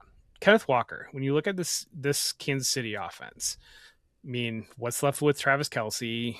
Is Xavier Worthy going to be anything? You could see a situation here where this thing is entirely designed around Kenneth Walker, much in the same way that like 2 years ago, the Eagles, when Saquon Barkley comes in for 2,000 yards rushing, and as much as it's got AJ Brown there and Devontae Smith, the entire offense was built around Saquon Barkley. So I think the argument would be, if we are still in on Andy Reid of being a high-level offensive coach, if we're still on Patrick Mahomes of doing Patrick Mahomes things, if we are ready to be done with every single receiving option, or like everybody's ready to be done with Rashee Rice at this point, and there's nobody else that you feel great about, they're going to build and design an entire offense around Kenneth Walker. The ceiling for Chase Brown is a player that should be going at the very end of the first round. The ceiling for Kenneth Walker in that type of situation is a player that should be going third overall in fantasy drafts. I get what you're saying. I think the fear for me is just that like Kenneth Walker has never really been a workhorse. And if you want to compare to Chase Brown, like Chase Brown, his final year in college, he was second in the NCAA in touches. Like he has that. Okay, Kenneth profile. Walker like led the NCAA in rushing. I'm pretty certain. It was last year at Michigan State. In rushing yards, yeah, but like that was on efficiency. Like it was 250 something carries, I remember, but like Chase Brown has been an absolute workhorse now. Like he had the one rookie year where he was kind of like not completely up to speed. His mix-in was kind of there in his final year, but like Chase Brown has proven capable of being a workhorse. That's something we just haven't seen from Kenneth Walker. Anytime they do ramp his volume up, he would end up getting injured, and that's why he's always had this complementary piece in Seattle. So I think that's a fear that I have as well, is that like, you know, either they are going to have to find another guy to handle some touches, or he will just break down. So I get it. I see the upside. I hear it, and that's why I am terrified to fade this guy. But I don't know. You know, I prefer Chase Brown. I prefer James Cook. I prefer Drake London. I prefer Brock Bowers. I prefer A.J. Brown. I prefer Justin Jefferson and CeeDee Lamb. So, like, when I get to that point in the draft where everybody else wants to take Kenneth Walker, I just have other targets that I'm looking at in that range. 355 touches from scrimmage is like, for a dude that's playing for you for free, that's crazy. Poor Chase Brown. What was that? 355 touches from scrimmage for a dude that's playing for free. Chase Brown, his last year in Illinois, like that's craziness. Oh yeah, that's what I'm saying. That's what he was second in the league. I forget who it was, but like the dude, like Chase Brown has been, like I think people have this idea because he's a little shorter that he's more of like a change of pace back, but like this dude, he's gonna have like a Derrick Henry workload on his back by the time he's like 31 years old. Like he has been handling a huge amount of touches dating back to college. But let's talk about Rashee Rice real quickly. To me, like I am seeing him falling so deep down draft boards right now, and I think there's probably a little bit of an overreaction there. Like, what is the concern with Rashee Rice? Like, he's never been the most athletic player. Like, he's never been the best separator. Like, he is a guy who gets a lot of manufactured touches thrown his way. He's really good at the subtle movements at the checkpoint or at the catch point and late hands to free himself at the last second. But like, I still think Rashee Rice is Rashee Rice. I think all of this overreaction to, you know, every bad rep ends up getting 1 million clicks on Twitter. And I think that's why we're seeing this value now. But like, I'm still drafting Rashee Rice at the 2-3 turn. I mean, it's the low hanging fruit. It's the low-hanging fruit to dunk on Rashee Rice. And, I mean, to the other part of it is it's not a guy that you feel good cheering for at any level. And so, you know, it's easy to – and he's not been healthy for a full season. We've never seen the ceiling translate, and maybe just the way he's being used doesn't allow him to be healthy. But if we were to get a full season of Rashee Rice being the wide receiver 5 overall in fantasy, I think that the conversation, the tune would change entirely based upon him, but we've never gotten that. So it allows for outs. It allows for opportunity to, it's a fun player to be out on, basically, because it's not a fun player to be in on, because it's not everything involved with it. And I think that so often at this point of the year, we're just looking for things that we can grab onto. And the other part of it is everybody's looking to belong, and it's an easy thing to feel like you belong by making Rashee Rice jokes. All right, Jeff, let's talk about the Las Vegas Raiders. We are officially at the halfway point of the show, and we are trending for a 3-hour This is only a halfway episode. point, Dave. Yeah, so let's see if we could pick up pace a little bit on the second half of this show. Las Vegas Raiders, we got Kirk Cousins starting at quarterback and Fernando Mendoza receiving some first-team reps. Ashton Jeanty expected to be the focal point of the passing game this season. Wide receiver room remains a competition and a weak spot heading into the season, and Brock Bowers has been No surprise, the standout player of camp, drawing praise from his teammates. When do you think we see the switch with Kirk Cousins? I think that's the question that a lot of people have here. Kirk Cousins expected to start the season. Do you think that he can maintain that role for a while? Kind of the same question we started the show off with: Jacoby Brissett and Carson Beck. Of course, there is no connection to Kirk Cousins here, and Fernando Mendoza was drafted much higher than Carson Beck. So when would we expect to see that switch? I still think it's going to be late in the year, but I don't think Cousins is holding this down for a full season. Yeah, I'm moving more in your direction, to be honest, because I did kind of expect, based upon the level of play we saw Kirk Cousins the last couple of seasons, Fernando Mendoza being the number one pick, I kind of thought that we would see Mendoza get into training camp and start to put it on Cousins a little bit, start to separate a little bit maybe.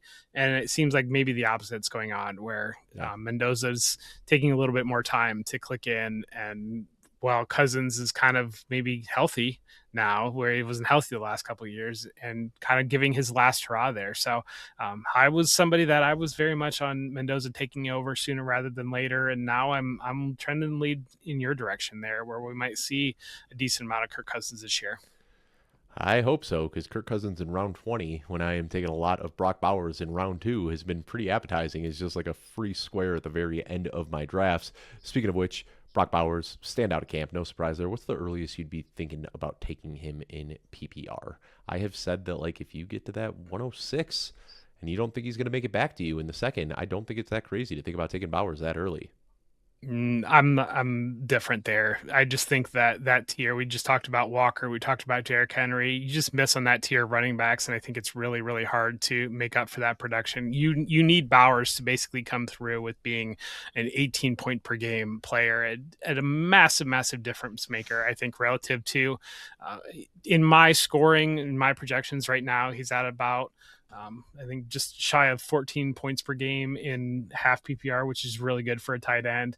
And then I've got Trey McBride and Colson Loveland about a point or a point and a half away from that. And then Tyler Warren's my tight end 3 or tight end 4, and it's like 2 points away from that. And so if you're telling me I'm only giving up 2 to 3 to 4 points or so to wait until the 6th round to get Tyler Warren versus using a first round pick on Brock Bowers, it becomes a pretty easy conversation for me. I'm going to wait on Bowers until those running backs are off the board, or until those elite high end wide receivers are off the board, and then I'll put Bowers there. I'm happy to be wrong on that. It's less I know a couple of years ago we had Travis Kelce was going number 1 in drafts, but the separation with Kelce, and you've got 12 tight ends that are going to start in your league. And if 4 of them are scoring close to where Brock Bowers is scoring, if George Kittle is going to be healthy week 1, it sounds like, if Kyle Pitts is able to do what he did last year, if Harold Fandon is breaking out, still if Tucker Kraft is going to be the tight end 1 for the Packers, all of a sudden over half of your league has really strong starting tight ends, and you're not getting that massive difference off of Bowers, and you are getting a lower overall ceiling relative to what a top end running back or a top end gives you, top end running back, top end wide receiver gives you overall in your build. Let's move on to the Los Angeles Chargers. No, I want to talk about wide receivers here real quick. All right. So much for picking up the pace in the second half. Let's talk about the wide receivers. No, I do want to talk about the receivers, because this bullet point is interesting to me, because when I read the full camp report for the Raiders, did not say the same thing that this bullet point said. And it said something that I've been on a little bit here, where Trey Tucker and Jalen Nailor look like the clear starting wide receivers for the Raiders. Malik Benson has been the wide receiver 3 and working with the first team. And Jack Besh and Dante Thornton are down the depth chart relative to where they were standing last year, with a different regime coming in. And I think just fundamentally, when you look at offensive structure, the way it's built, having the speed of Tucker, having the speed of Naylor, having the speed of Benson, and then having Mayer to kind of do that dirty work, it opens up a lot of space for Brock Bowers. It just fundamentally makes sense on a football level to have Trey Tucker and Jalen Naylor be those top 2 receivers there. And understanding of offensive scheme, with Naylor having experience with KOC in Minnesota, having some crossover with Kirk Cousins there makes it a natural fit. Trey Tucker's ability to check vertically and stretch the field from that angle. And then I think Malik Benson's just a better wide receiver than Jack Besh and Dante Thornton almost immediately. And so I think that is interesting. I think that there's a lot of value on Naylor and Tucker right now in best ball drafts. Yeah, and those are the two guys that are going drafted, and they're going back to back, flip flopped on different platforms. Trey Tucker and Jalen Naylor are the only wide receivers that I think really matter here. I haven't seen Malik Benson or Jack Besh getting drafted outside of the occasional drafter who's feeling themselves in round 20. So that's kind of my expectation is it would be Tucker, Naylor, and then maybe just a rotation of the other guys on 3 wide receiver sets, which I don't think we're going to see a lot of in this offense.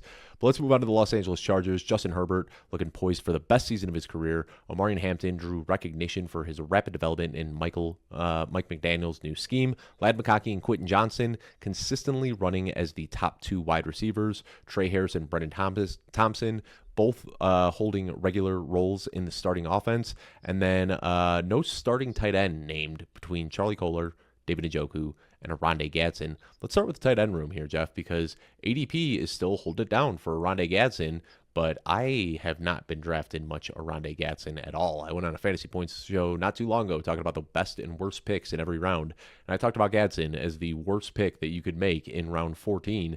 I just see the receivers here. I see a crowded tight end room, and I think people are really holding on to hope from that 3-game sample that we saw from Gadsden, when the reality is he didn't do much the rest of the season.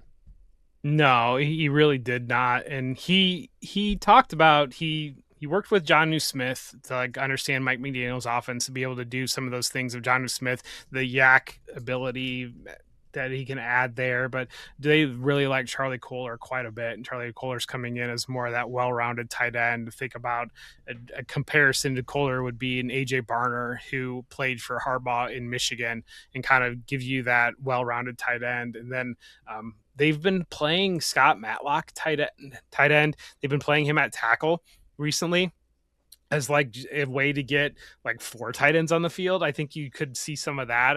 This seems going to be really, really creative with their usage. And I think that opens up you're not going to get one tight end here. I have a feeling. I think you're going to, this to me feels a lot like the next team that we'll talk about, where at the end of the year, people will be saying, well, if you combine Charlie Kolar, David Njoku, and Oronde Gadsden, look how good this tight end would have been. And I do think that it's just going to be really whack-a-mole on what tight end's going to emerge here, or no tight end's going to emerge here, startable week to week.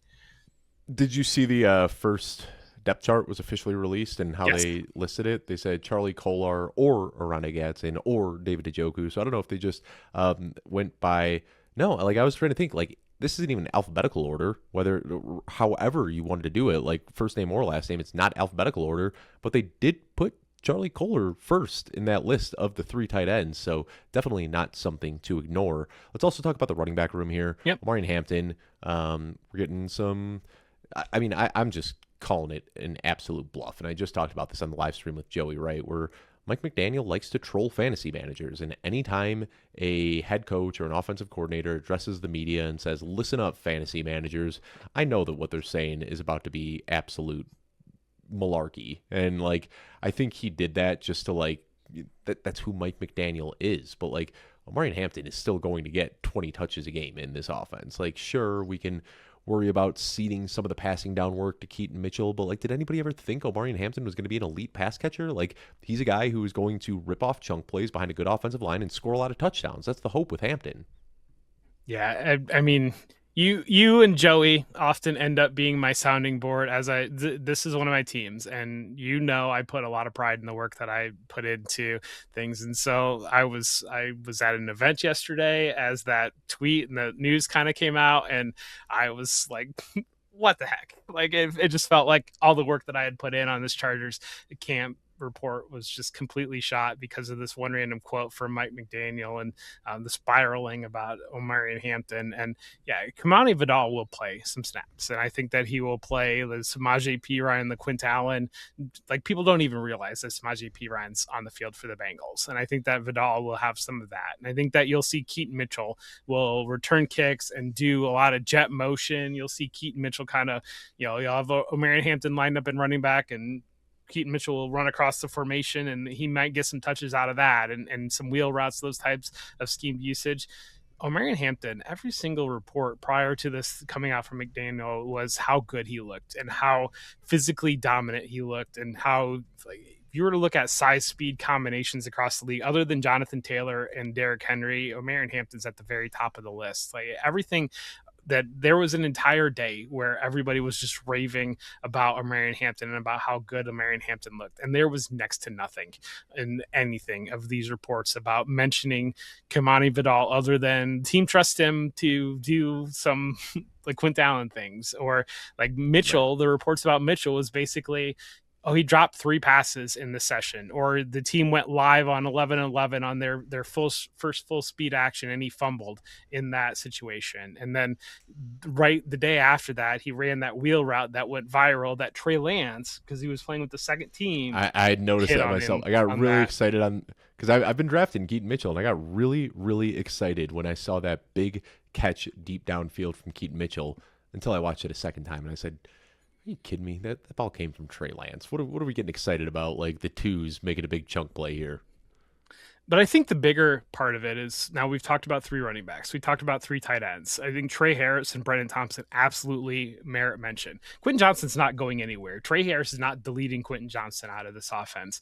To some level, I mean, Ladd McConkey, it's like one of those things of, like, people want to project, and I like my Ladd McConkey quite a bit, but like Tyreek Hill level usage on Ladd McConkey, like that, if we're talking about 3 different tight ends and 4 different wide receivers that I think merit legitimate conversation, and 3 different running backs, like, it's going to get really tough, I think, for McConkey to emerge, be the clear, true wide receiver 1 within this offense, because a lot of it is they're not going to feel like they have to have any individual player on the field. They're going to feel like they can be very scheme agnostic on rotating out this personnel, as I think is what you're going to see with McConkey. And so I think that the route share might not be there for McConkey to deliver a high-end fantasy season. Let's move on to the Los Angeles Chargers. Matthew Stafford returned to training camp practice. Wait, what? This is, you said not Chargers. Right. Well, this. He missed the Rams. Matthew I'm sorry. Stafford did not take a rep in 2025 preseason. Yeah, this wording was confusing me a little bit. Yeah, he was out of 2025 training camp. He is at 2026 training camp. Aside from that, hope centers on expanded use of multiple tight end sets, which the Rams expect will create more passing opportunities for Kyren Williams. Puka Nacua slimmed down, been the offensive standout at camp as he works towards a contract extension. Also picked up a groin injury on Tuesday, which we'll discuss a little bit. CJ Daniels generating buzz among receivers, emerging as the lead candidate for depth behind Puka Nacua and Davante Adams. And then we're looking at a 5 tight end rotation here, with Terrence Ferguson continuing to break out momentum despite this quad injury from Davis Allen. So, Jeff, the Rams, another team that you cover. Who would you like to start with here? Let's talk about these running backs here, because I do think Blake Corum will see more usage than last year. But the point on Kyren Williams is interesting, because Kyren Williams is one of the very best pass catching running backs in the NFL, and they haven't utilized him in the pass catching game because Matthew Stafford is immobile, and they basically, Kyren Williams is one of the very best pass catching running backs, but he's also one of the very best blitz pickup running backs. And so I think there's some hope here of, basically, they've been talking for multiple off seasons about getting more passes to Kyren Williams. I think there might be some thoughts with loading up the tight ends that will allow them to involve Kyren Williams, kind of, instead of having like that extra, the random receiver out there that's not doing anything. You've got a tight end now that can pick up the blocker, and that allows you to work Williams more as the primary target in the passing route. I think Blake Corum is a really good value. I do think that Kyren Williams is, the ADP is pretty solid where you can get Kyren Williams. I think the other part of it, that the CJ Daniels is interesting, because Kanata Mumfield was like the rave of camp last year. And Kanata Mumfield, we saw throughout the season, kind of the understudy to Davante Adams. And there are a lot of stories now about CJ Daniels being the understudy to Davante Adams at this point.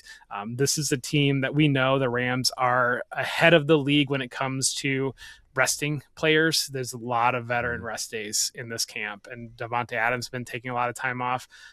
The other I would be surprised if Ty Simpson plays at all, because they really want Stetson Bennett to be the backup quarterback this year. They really want a full-blown redshirt year for Ty Simpson. So it would take something extraordinary for Ty Simpson to get in at quarterback.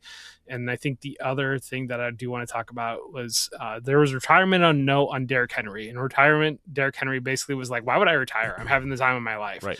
There was a retirement note in Devonta Adams, and Devonta Adams was like, yeah, I've been thinking about it a lot. It's probably this year or next year. And so, like, Yeah. I think that gets One tough. foot out the door is never something you want to hear from an NFL player. And I know Matthew Stafford, I think he addressed it perfectly. I forget where. I was watching an interview with him recently where they asked him about retirement. And he said, listen, it would be unfair for me to even have that thought on my mind right now to my team. He goes, I'm taking it 1 year at a time. What I know is that I'm fully invested for 2026. We'll see how I feel after this year, and then we'll play it by ear for 2027. But all I know is that I'm here for 2026, and I'm going to give it my all. Like, that's how you answer that question. And Matthew Stafford, a professional who has been in this league a long time, knows how to handle the media and do that stuff. Aside from that, you talk about more receiving for Kyren Williams. That you expect him to be a little bit more involved as a receiver. We talked about that last week. I think this is one of those where, like, Kyren Williams is a fine pick where he's going, because he will almost assuredly return value there. And then Blake Corum, where he's going, probably getting drafted ahead of his median outcome. But the upside, if Kyren were to miss any time, makes him such a good pick where he's going as well, that you just want to draft both of these running backs. Absolutely. And if one of them goes down, the other one's going to be straight up bell cow usage. There's not going to be another guy that's going to split this backfield behind them. If I never have to say Ronnie Rivers' name again, I will die a happy man. He's still going to make the team, because Sean McVay loves him some Ronnie Rivers, Yeah, but Jarvis Hunter will make the team too. But I do think that Daniels is an interesting note there, because he's available in like every deep dynasty league, basically. He's just sitting out there way under the radar. And I think that they time to they cut like your Keandre Lambert-Smith and move on to C.J. Daniels. Yeah, Keandre Lambert-Smith is done. Kanata Mumfield is not generating the buzz in the same way that he did. And then, I mean, even Jordan Whittington is kind of, I think, very limited on what Whittington might bring. Ferguson's a player that I was hoping to read more a little bit about, and there really wasn't a lot talked about him, other than Albert Breer came through camp, and Albert Breer was like, this guy's going to be a superstar, basically. But like, all the normal beat was not mentioning much about Terrence Ferguson. It was a lot of talk about Aaron Donald, basically, and a lot of talk about Myles Garrett. I mean, it's a fun team to cover, but like, it's a very star-loaded team that you get some of these other teams that they're beat writers, they know their job and they're trying to get some clicks on stuff. No, you got Aaron Donald and Myles Garrett and Matthew Stafford and Puka Nacua. You do not have any problems getting clicks on stories. Absolutely. And we had Aaron Donald not officially signed yet, but he's almost assuredly returning to the team. Like, he's been practiced with him every day and using team gear, all that sort of stuff. So he will be there. We had a Rams reporter on the radio show last week who said that by the end of August, Aaron Donald should be signed with the Rams. But let's move on to the Minnesota Vikings. Kyler Murray, well, this is funny. We gathered these bullet points a couple of days ago, and news moves fast. Kyler Murray officially named the starting quarterback. We did miss Miami. All right. Malik Willis drawing plays from both teammates and coaches early in camp. Devon Achane has his sights set on winning the rushing title in 2026. And then Caleb Douglas rapidly rising up the depth chart as a wide receiver, second only to Malik Washington in the pecking order. So Malik Willis, I mean, I've seen a lot. I don't know why. I follow a lot of Miami beat reporters, and I've seen a lot of guys already saying, like, I was a doubter and I was wrong. Like, Malik Willis can play. We've seen the highlights of the off-platform throws and the big rushes and like all the things that Malik Willis can do. This is a guy who I think just superstar untapped potential. Like, I remember when he was coming into the league, I love this guy, and I was so disappointed that he fell to round 3. I thought a team should have taken a shot on him much, much earlier, but I think he has all the tools that you want to see in the modern day NFL. Our friend JJ Zacharyson talks about, you're never wrong, you're just early. And I remember when Malik Willis was a rookie, and I remember saying that I thought Malik Willis would go 1-1 in the draft, and people just dunking on me, people making fun of me. And I bet 100 American dollars on it, because like the odds were something insane. It was like in January I placed a bet where it was like $100 on Malik Willis to go 101, and it would have paid out like 85 grand or something at the time. But I was just like, this guy has the tools, and like somebody out there might do it, and they didn't. I mean, Brock Purdy would probably go before him in a redraft of the 2022 draft. Sure. But like it would be you're never wrong. You're just early if Malik Willis works out here. But I Yeah. did see a comment from Jeff Halfley right before doing the show that he thought that Devon Achane could get 40 touches per game. Basically, at this point, it's like one of those things. As long as he doesn't fall apart, and that's how I think has always been my struggle on building my ranks based upon projections versus just other reasons that people rank things, because if you're going to do it based upon projections at some level, it gets really, really difficult not to have Achan as like a top 5, top 6 back. Just the math just doesn't allow it at some level. There's got to be a baseline level of competence, and the math doesn't allow for it other than just right in injuries, basically, for a guy that's hasn't really been injured in his career. And I think Caleb Douglas rising up the depth chart. I talked about Jalen Tolbert, a guy who's drawn a lot of buzz out of OTAs, and I kind of made the joke on Twitter a couple days ago where I was like, Jalen Tolbert has an equal chance of being second on this team, like the secondary wide receiver, and getting cut, because I really think that's where it is. Like, there's been a lot of good news about Jalen Tolbert, but also when they have Chris Bell and Caleb Douglas and these younger pieces that they have invested in, Kevin Coleman, another one, like they probably want to see what they have in these younger guys. So Jalen Tolbert kind of sitting on the roster bubble right now, and if he does get cut, then I think Caleb Douglas is the guy who naturally slots in as the wide receiver too. I mean, Caleb Douglas, I think, is already there as the wide receiver, too. From everything that I've seen performances in camp and the way that everybody's talking about him, I think he's already there as the wide receiver, too. He should be the guy that you're taking deep, other than Malik Washington. Malik Washington, I like a little bit more in full PPR formats. I think Douglas, if you're playing it to half PPR or a little bit more big play outcomes, I think Douglas is going to be that guy there. I mean, we do see Chris Bell working to work back, basically, at this point. I mean, Kevin Coleman getting some reps there, but Douglas, big receiver outside, can make plays down the field. And this was a player that he was a big time recruit when he went to Florida. He was a immediate true freshman starter on an Anthony Richardson, Ricky Pearsall team at Florida. Dealt with some injuries, ended up transferring to Texas Tech, coaching changes down there at Florida. And then emerged this past year with Texas Tech as a big time player there. It's one of those guys that I just think people, for whatever reason, didn't have him on the prospect radar, didn't have him on the dynasty radar. Not everybody, but some people didn't have him on the radar completely. And then when they see him go day 2 and it lands with Miami's a joke of the league right now, and only Miami would make that pick. He must still be bad. I mean, this is a player I think is really, really slept on, and he's got a lot of high ceiling here. It's a player that I liked quite a bit as we were going through the Football Guys Rookie Guide. Let's move on to the Minnesota Vikings here. Kyler Murray officially named the starter by Kevin O'Connell. So what we have been projecting since March is now officially a reality. Jordan Mason drawing praise from coaches after losing weight in the offseason. Jordan Addison injured his thumb on Tuesday, though it's not believed to be serious. And then Juwan Jennings has had multiple opportunities to line up as the wide receiver 1, securing his role as the wide receiver 3. So that's the Addison injury, and then Justin Jefferson getting some rest in between practices, so Juwan Jennings is getting his opportunity here. I don't know what we want to start with here, Jeff. Kyler Murray.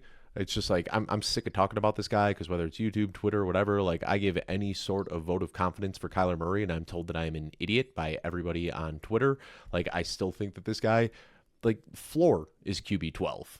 Upside is top 5. Like, the way that this guy rushes, of course, there's a fear that he gets benched at some point in the season, in which case, yeah, you're streaming quarterbacks, making a trade, whatever you got to do. But I think when Kyler Murray's out there in this offense with these pieces around him, he is a lock for top 12 potential and still gives you an elite ceiling.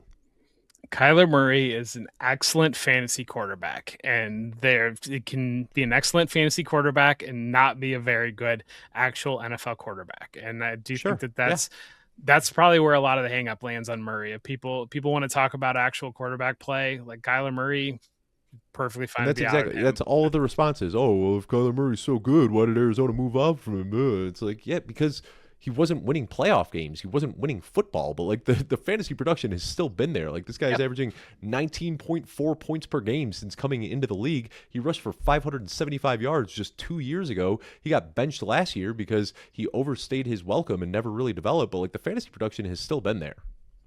And that's where we're playing fantasy football. If you're listening to the show an hour and 51 minutes in, you care about a fantasy football team somewhere. And that's what we're trying to do here. We're not trying to say that Kyler Murray is going to be a Super Bowl winning quarterback for the Minnesota Vikings. We're trying to say Kyler Murray can score you a whole lot of fantasy points.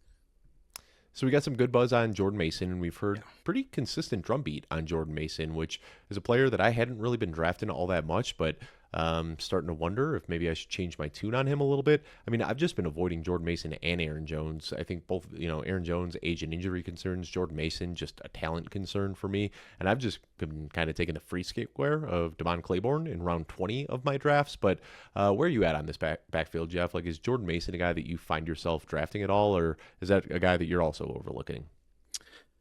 I basically, by the time I get to Jordan Mason, I want to have 4 running backs on my roster. If I don't have 4 running backs on my roster, I'll take Jordan Mason. If I don't have, then like Chris Rodriguez is kind of that last guy where I feel like I can squint hard and feel fine with him being my running back 4. Basically, is kind of the way that I'm building it out as I go through it, and I'm one of the major departures of the way that we're approaching this offseason between the two of us is I'm taking the running backs early and you're kind of fading the running backs early. And that's creates a difference there. But I completely agree with you on Damon Claiborne.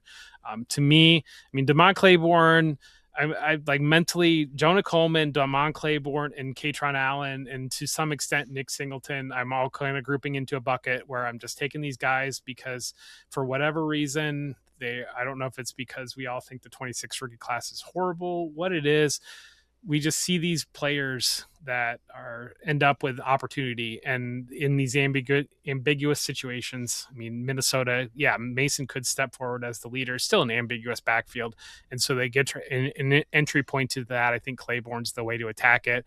I'm really not going there on Aaron Jones. I mean, Aaron Jones himself kind of seems like he's talking more like a player coach of like saying how good Claiborne is and saying how good Mason is and all this stuff. He seems like Aaron Jones is pretty realistic about what stage he is in his career. I think that's it for the Vikings. Is there anything else that you want to talk about here, Jeff? We talked about Kyler Murray, we talked about the backfield. I mean, we kind of know what the wide receivers are. Juwan Jennings probably not going to be very fantasy relevant, but Justin Jefferson, excited about him to have a quarterback not named J.J. McCarthy, and Jordan Addison remains one of my favorite values in drafts. I like Addison quite a bit. Listening to team stuff, they really like Ty Felton. Ty Felton's having a really good camp, a second-year player out of Maryland. He's not going to crack the top 3 wide receivers probably, but that's just a very deep name that have on the radar. Had a really nice touchdown grab in camp just a couple of days ago that I saw making the rounds on social media, and got the Jeff Bell dude stamp of approval going into the 2025 draft. But let's talk about the New England Patriots here. Drake May, been down start to camp despite the addition of new weapons, but there's no internal concern yet. Travion Henderson yet to separate himself from Ramondre Stevenson in the competition for the lead backfield role. We also got some word about him still struggling with pass protection, which is not great. A.J. Brown, Romeo Doubs, the 2 new receivers, have mostly acclimated well, though the holdovers are not conceding their spots on the depth chart. Vrabel is talking up a young wide receiver, Kyle Williams, quite a bit, but it remains difficult to place him higher than wide receiver 6th on the depth chart. He's been getting most of his reps with the 2 so far. And then Kayshon Boutte and Demario Douglas appear to offer significant value, whether on the Patriots offense or elsewhere. So this is a deep offense. We've got a lot of receivers here. We've got 2 pretty good running backs. Hunter Henry also got a nice extension that wasn't noted in these bullet points. Drake May being up and down. I don't really have any major concerns there. I mean, I don't know what there is to talk about, Jeff. Like, I don't know. There's these feel like a lot of non-stories to me. Like, a young quarterback with up and downs. Travion Henderson, still the RB2 behind Ramondre Stevenson, which we expected. A.J. Brown acclimating well. Like, I don't know. What do you want to talk about here? Where is Stevenson in your ranks and where's Henderson in your ranks? Good question. Let me flip over to my running backs real quickly. I know that I am lower on Henderson and higher than Stevenson on the field. So I have Travion Henderson is 2 spots ahead of Ramondre Stevenson. I am minus 1 spot compared to consensus on Henderson and plus 2 on Stevenson. Yeah, updated my projections today based upon all these training camp reports, reading through all of them and moving some things around. I've got Ramondre Stevenson as my running back 25 right now. I've got Travion Henderson as my running back 30 in the update that will be going up on the site. So I'm moving Stevenson above Henderson in my rankings that will be coming up on the site. And I mean, I that's get projecting it that way, but I think for Henderson, like I'm still holding on to that little bit of upside that like if Stevenson were to miss time, we saw Henderson giving us 25 points per game last year when he had the backfield to himself. So I think that's it is just like I feel like the contingent upside for Henderson is so much higher than the contingent upside for Stevenson. Is it? Like we've seen Stevenson You really with think the backfield to himself. We saw do. Stevenson with a backfield to himself in a Mac Jones, Cam Newton Patriots offense. We haven't really seen Stevenson with a backfield.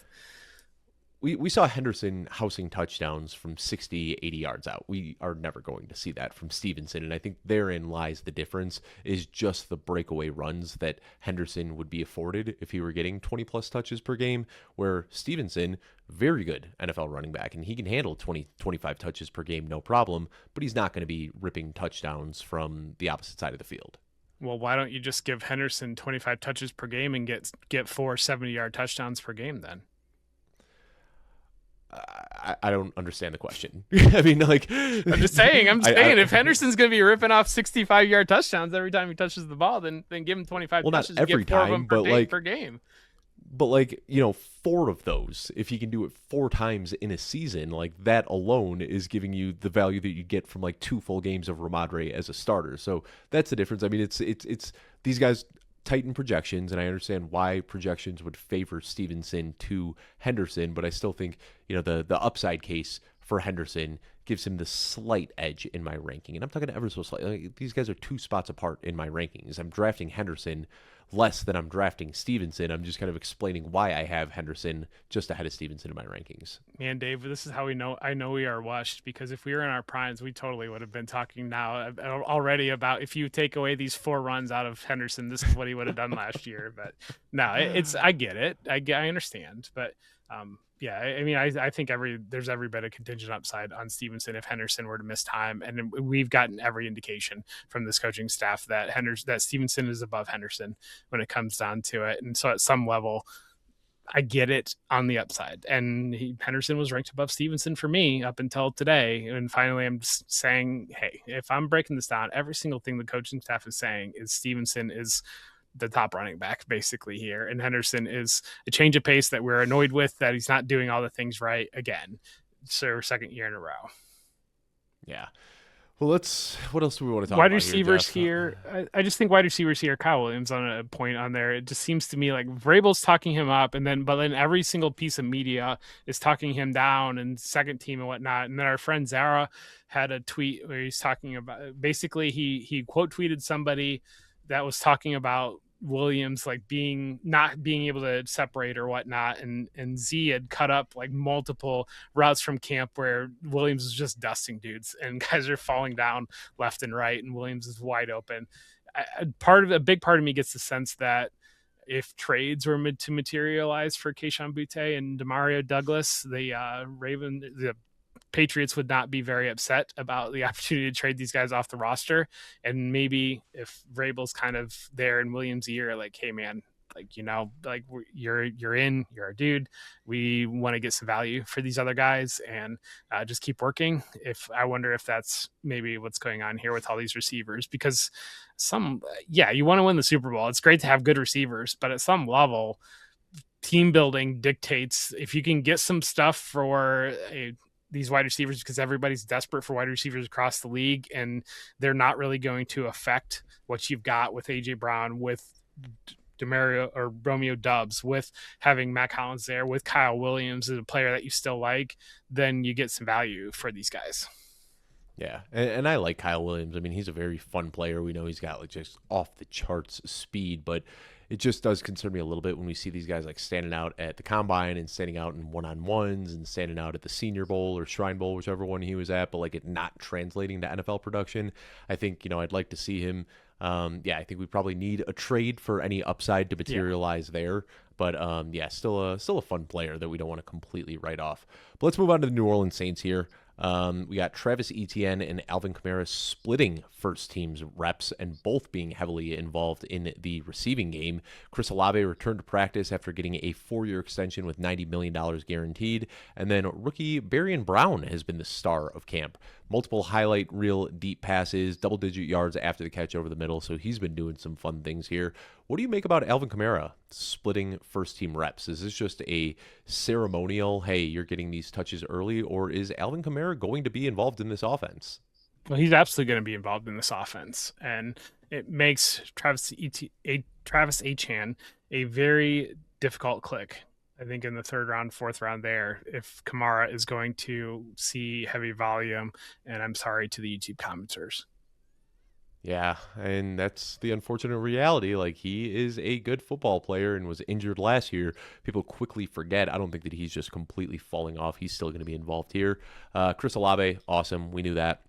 I'm surprised there weren't any bullet points on Jordan Tyson, because Jordan Tyson, it seems like that is like the only thing that I've been seeing on my Twitter feed for the last couple of days is like, he had some nice one-on-one reps, and we know this guy's super twitched up. Like, he is going to win these one-on-one reps 99 times out of 100. We'll see if he can stay healthy and if he can take those hits going across the middle of the field. Some of the question marks we had aren't going to show up in training camp, but either way, a very, very talented player. My excitement for him is just growing every time I see one of these highlight reel plays on social media. Yeah, Baron Brown was a big time recruit when he went to Kentucky, and it was a big coup for Kentucky to get him. It never really materialized in Kentucky, and then he went to LSU last year into a crowded LSU locker room, and he definitely had moments. This is a player. This is exactly the type of deep receiver profile that you want to look at. He's a player that Yak can make an impact, and Yak can be an easy separator in the short and intermediate areas. So when I was going through the rookie guide and writing him up, my initial comp for him was Stephon Diggs, and then I got to Casey Concepcion and I was like, well, this is the actual Stephon Diggs comp out of this class, and I bumped that comp a little bit for Barian Brown. He's a player that the Devy community was really high on a couple of years ago, but again, like, the production never showed up for the college fantasy to get really rolling on it. But this is that type of profile of player that can break out and be a surprise lower round pick. We are at the 2-hour mark of the show, Jeff. We still have 10 teams left to go. When I said we pick up the pace in the second half, we have actually slowed down the pace, and here we are talking about Barian Brown. So let's keep it going.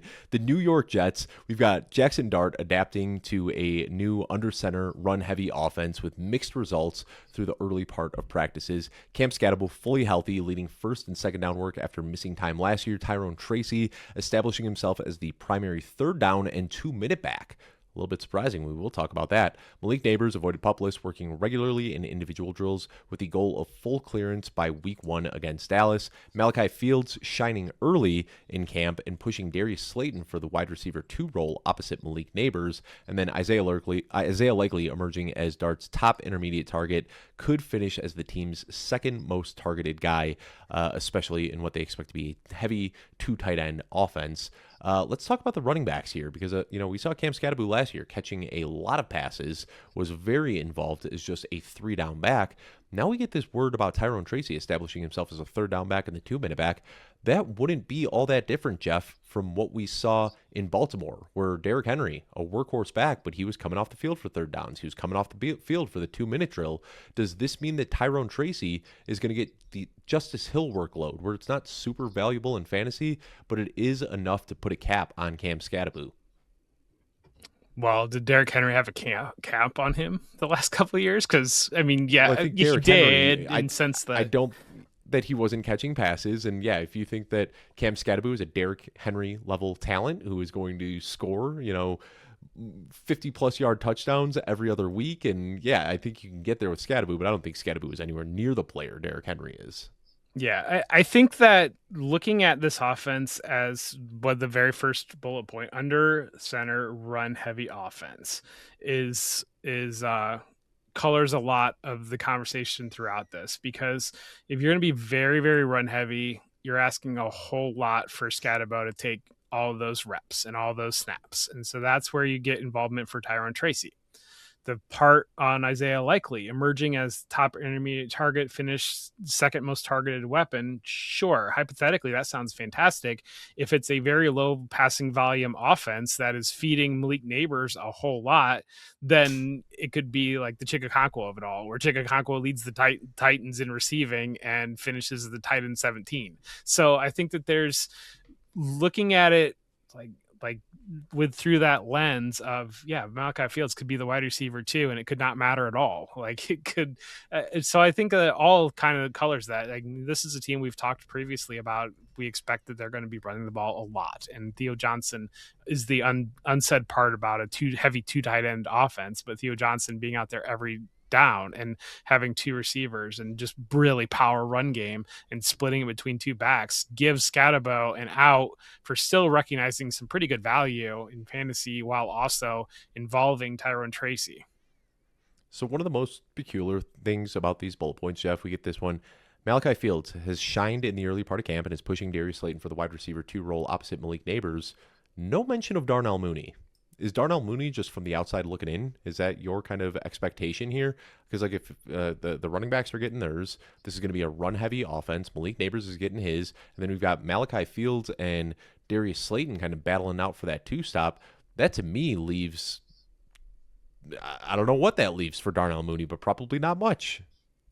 Not on this team, maybe for Darnell Mooney. So, I mean, I do think that we're probably going to see some movement with a player like that. We already talked about Marvin Mims. I mean, Calvin Austin down the depth chart here. There is certainly that bullet point on the Colts. Like, there is certainly opportunity. We just talked about Kayshon Boutte and Demario Douglas. I think that there's definitely potential. And we saw Jahan Dotson surprisingly traded a couple years ago in this window right now. I mean, these are the players that hold value around the league. And we know these franchises want to do everything they can to get their hands on draft picks. So if you're out there, you've seen 3 or 4 weeks now where you clearly don't have the receivers to make anything work, then all of a sudden giving up that 4th or giving up that 5th round pick relative to where you were sitting like back in June, it becomes a more easy decision to make to try to get somebody in there to fill in for something. Let's stick in New York and talk about the Jets. Geno Smith has looked sharp, developing an early connection with Garrett Wilson, offering optimism for a rebound after a disappointing 2025 campaign. Breece Hall is expected to be featured prominently, but Braylon Allen has impressed following last season's surgery. Adonai Mitchell has generated the strongest offensive drumbeat of camp, while first-rounder Omar Cooper has been quiet as he is trying to refine his route running. And then Kenyon Sadiq, dealing with a hernia right now, could delay any sort of early season impact, opening up the door for Mason Taylor, who Aaron Glenn has just talked about as a potential breakout player here. So Breece Hall, workhorse running back. Who'd have thunk it, Jeff? Like, I don't know why this is news, but everybody in the world seems surprised that Breece Hall, who has been a workhorse his entire NFL career, is projected to be a workhorse this year after the team paid him to be a workout horse. Big shocker here. I don't know sometimes anymore. And like I saw a note where Isaiah Davis was the clear running back 2, and then I saw another note where he was the clear running back 3. Basically, it's all over the board with some of this. But I mean, you can flash back again to our divisional preview show that we did, and we said on that show that we thought Mason Taylor would be pretty much an every down player, and Adonai Mitchell would emerge as the wide receiver outside Garrett Wilson. And I mean, Kenyon Sadiq's not been able to practice. And what I saw right before coming on here was Isaiah Williams has basically replaced Omar Cooper in being the slot receiver in this offense. And I think you're going to see, I mean, there's a lot of value, I think, with Mason Taylor hanging out there. Adonai Mitchell, I know, got some steam around him that can go one way or the other, but it does feel like right now Omar Cooper is, not having the runway that you want to have, and then Kenyon Sadiq's not even on the field, and it's you could see, I mean, Geno Smith leaning really hard on Garrett Wilson. Garrett Wilson's a player that he was 31%, 32% target share, top 10 wide receiver. Is kind of really, nobody really wants to make that draft pick at his value, and to me, I think he's really a big value in drafts right now. Yeah, Bob Harris and I talked about that in like our underrated receiver episodes, and we're like, we probably shouldn't be talking about a guy with a 4th round draft capital, but like that is still underrated for who this guy is. Like, he was number 2 in target share last year. Like, he is a dominant wide receiver, and we have seen Geno Smith's ability to prop up receivers in football. And then back to the Adonai Mitchell note, I think one of my favorite moves right now, like when I get sniped on all of my early stacks, is just like around 15, 16, take Adonai Mitchell and Geno Smith. Feel like I got a fun little stack there that could be lucrative. So, yeah, I still think there's some value here in this Jets offense. Let's talk about the Philadelphia Eagles, though. Jalen Hurts navigating under a new system again. Sean Mannion is going to be doing a lot under center with the tush-push intact and plans to lean back into his rushing mobility. Saquon Barkley's agility fits the new wide zone blocking scheme, while Tank Bigsby brings a physical presence as the backup. Devontae Smith, the undisputed leader, with A.J. Brown being traded to New England. No surprise there. Dontavian Wicks capitalizing on Mekhi Lemon's sore hamstring, showing the route running polish and hands to make a major role as a primary target. And then Dallas Goedert remains the trusted intermediate and red zone guy, but depth beyond him is a concern because Eli Stowers is off to a developmental and slow start. So no big surprise there with Stowers. We expected this guy to kind of take his time getting up to speed. Goddard is very clearly still the guy there. But Dontavian Wicks being ahead of Mekhi Lemon, should this surprise anybody, Jeff? Because it's a little surprising to me, but like also not something that like I'm slack-jawed about. Like, yeah, Dontavian Wicks has some familiarity in this system, and Mekhi Lemon, a rookie, has a little bit rough around the edges, and it's also the first 2 weeks of training camp when veterans typically do outshine rookies. Well, and also Dontavian Wicks knows Sean Mannion's scheme and worked with Sean Mannion previously. And so, I mean, I really have struggled with Mekhi Lemon this offseason because even with that pick going to Philadelphia, Mekhi Lemon's primary strength working over the middle of the field, that's one of the primary weaknesses of Jalen Hurts traditionally. And so it just never made sense to me other than feeling like it was a good value and we need to take a wide receiver because we're going to trade AJ Brown and everybody's going to be mad at us. It felt like when that pick was made, I said at the time we were together in Denver, I said, I think Casey Concepcion made more sense for Philadelphia than going there with Mekhi Lemon based upon, I think Denzel Boston made more sense. Yeah, a lot more sense now at this point, that way that Boston's looking in camp. But yeah, I mean, I have more numbers going to Dontavian Wicks in my projection than I do Mekhi Lemon right now. And I don't necessarily feel bad about that. And I think that when you look at this offense again, more rushing from Jalen Hurts, a run-heavy scheme, getting Saquon Barkley back integrated and running like Saquon Barkley, potentially getting Tank Bigsby going. They're going to run the ball. They're going to treat Devonta Smith as a 30% target share player. They're going to have Dallas Goedert doing the little gadgety Dallas Goedert things. And that's not going to leave a lot of runway for either Dontavian Wicks or Mekhi Lemon, especially Mekhi Lemon, to return value. I mean, Mekhi Lemon could get back out there and be just a butt kicker and be so good and force the hand on it, but we haven't seen it yet. And so I think that to project that, we just haven't seen it yet. Yeah. And then back to Saquon Barkley, in this wide zone blocking scheme, last year we saw it was almost all inside zone where he was asked to run between the tackles, and that's not who he is. Like, if you ask him to break tackles at the line of scrimmage, he's not going to do that all that often. If you ask him to get on a wide zone scheme, hit a big hole, and then make one guy miss in the secondary, he could make that guy miss and then house it from 80 yards out and score a touchdown. So I think getting back in a wide zone scheme is very good for Saquon Barkley. And I got to admit, like I've been struggling to draft Saquon Barkley, given the age, given the fall off we saw in efficiency last year. But this is one that I know I could totally be wrong on. And just like the change in offensive coordinator, the change in philosophy could help Saquon Barkley easily get back on track. Yeah, we were talking last week or the week before, and you were asking me what I'm doing at the 112, and I told you, it was like, at some level, aren't we just massively overthinking the guy that had 2,000 rushing yards in 2024 before getting an offensive coordinator that everybody hated and then basically had a year to reset and get a better offense coordinator in there? And I go back on scheme a lot. I go back on covering the Falcons and the talk about Zach Robinson's scheme of basically the team realized Zach Robinson was scheming receivers to be in but John Robinson for a big stretch of his early career did not have breakaway runs. And they figured out that Zach Robinson was literally putting the wide receiver right into the run lane, which was bringing 3 extra defenders right into the run lane. So when John Robinson would break into the second level, there would be 3 defenders standing right there instead of not doing that. And I think that, I mean, Kevin Petulu at this point would be lucky to be calling plays for University of Illinois, much less NFL level. And so I think that, yeah, at some level, I mean, we were taking Saquon Barkley at the 101, and a lot of people were last year, and so like completely punt on him in everything and lining up to be better for him. I'm still taking him. Let's move on to the Pittsburgh Steelers. We got Jalen Warren and Rico Dowdle working at a nearly 50-50 split without a clear leader at the moment. Michael Pittman Jr.'s presence should open things up for DK Metcalf, and Aaron Rodgers compared them to Allen Lazard and Devontae Adams, respectively. So Michael Pittman getting the Lazard comp, DK Metcalf getting the Adams comp, and then Pat Freiermuth is a strong bounce back candidate in a new offense, especially following the departure of Jonnu Smith. Let's talk about the running backs, Jeff. Rico Dowdle and Jalen Warren. I think this is a really interesting one.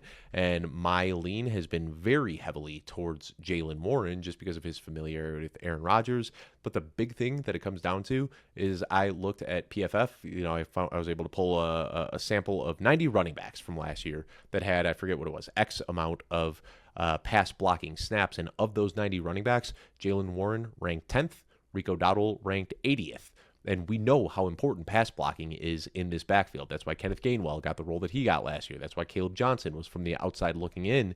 So I keep going back and forth. On one hand, Rico Dowdle is a running back that I like. I think he's very talented, and I know Mike McCarthy likes him as well. McCarthy leaned on him late during his tenure in Dallas, but then the pass blocking worries me a little bit. So we're seeing this 50-50 split right now, but I think more than likely the way this ends up shaking out is that Rico Dowdle gets a lot of the early down work on obvious rushing downs, and Jalen Warren gets a lot of the passing down work on obvious passing downs, very similar to the backfield that we saw with Najee Harris a couple of years back.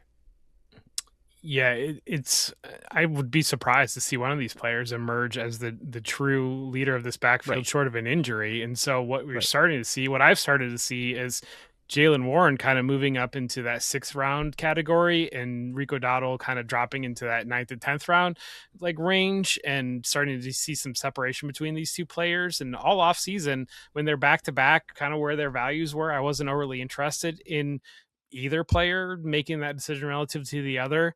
Now I'll take the cheap one. I'll take Dowdle if you're dropping him into the 9th or 10th round. And I mean, would you be shocked at all to see Warren be the running back 21 in fantasy and Dowdle be the running back 22 in fantasy? Because it's basically what we saw last year, and I don't think it would be particularly shocking.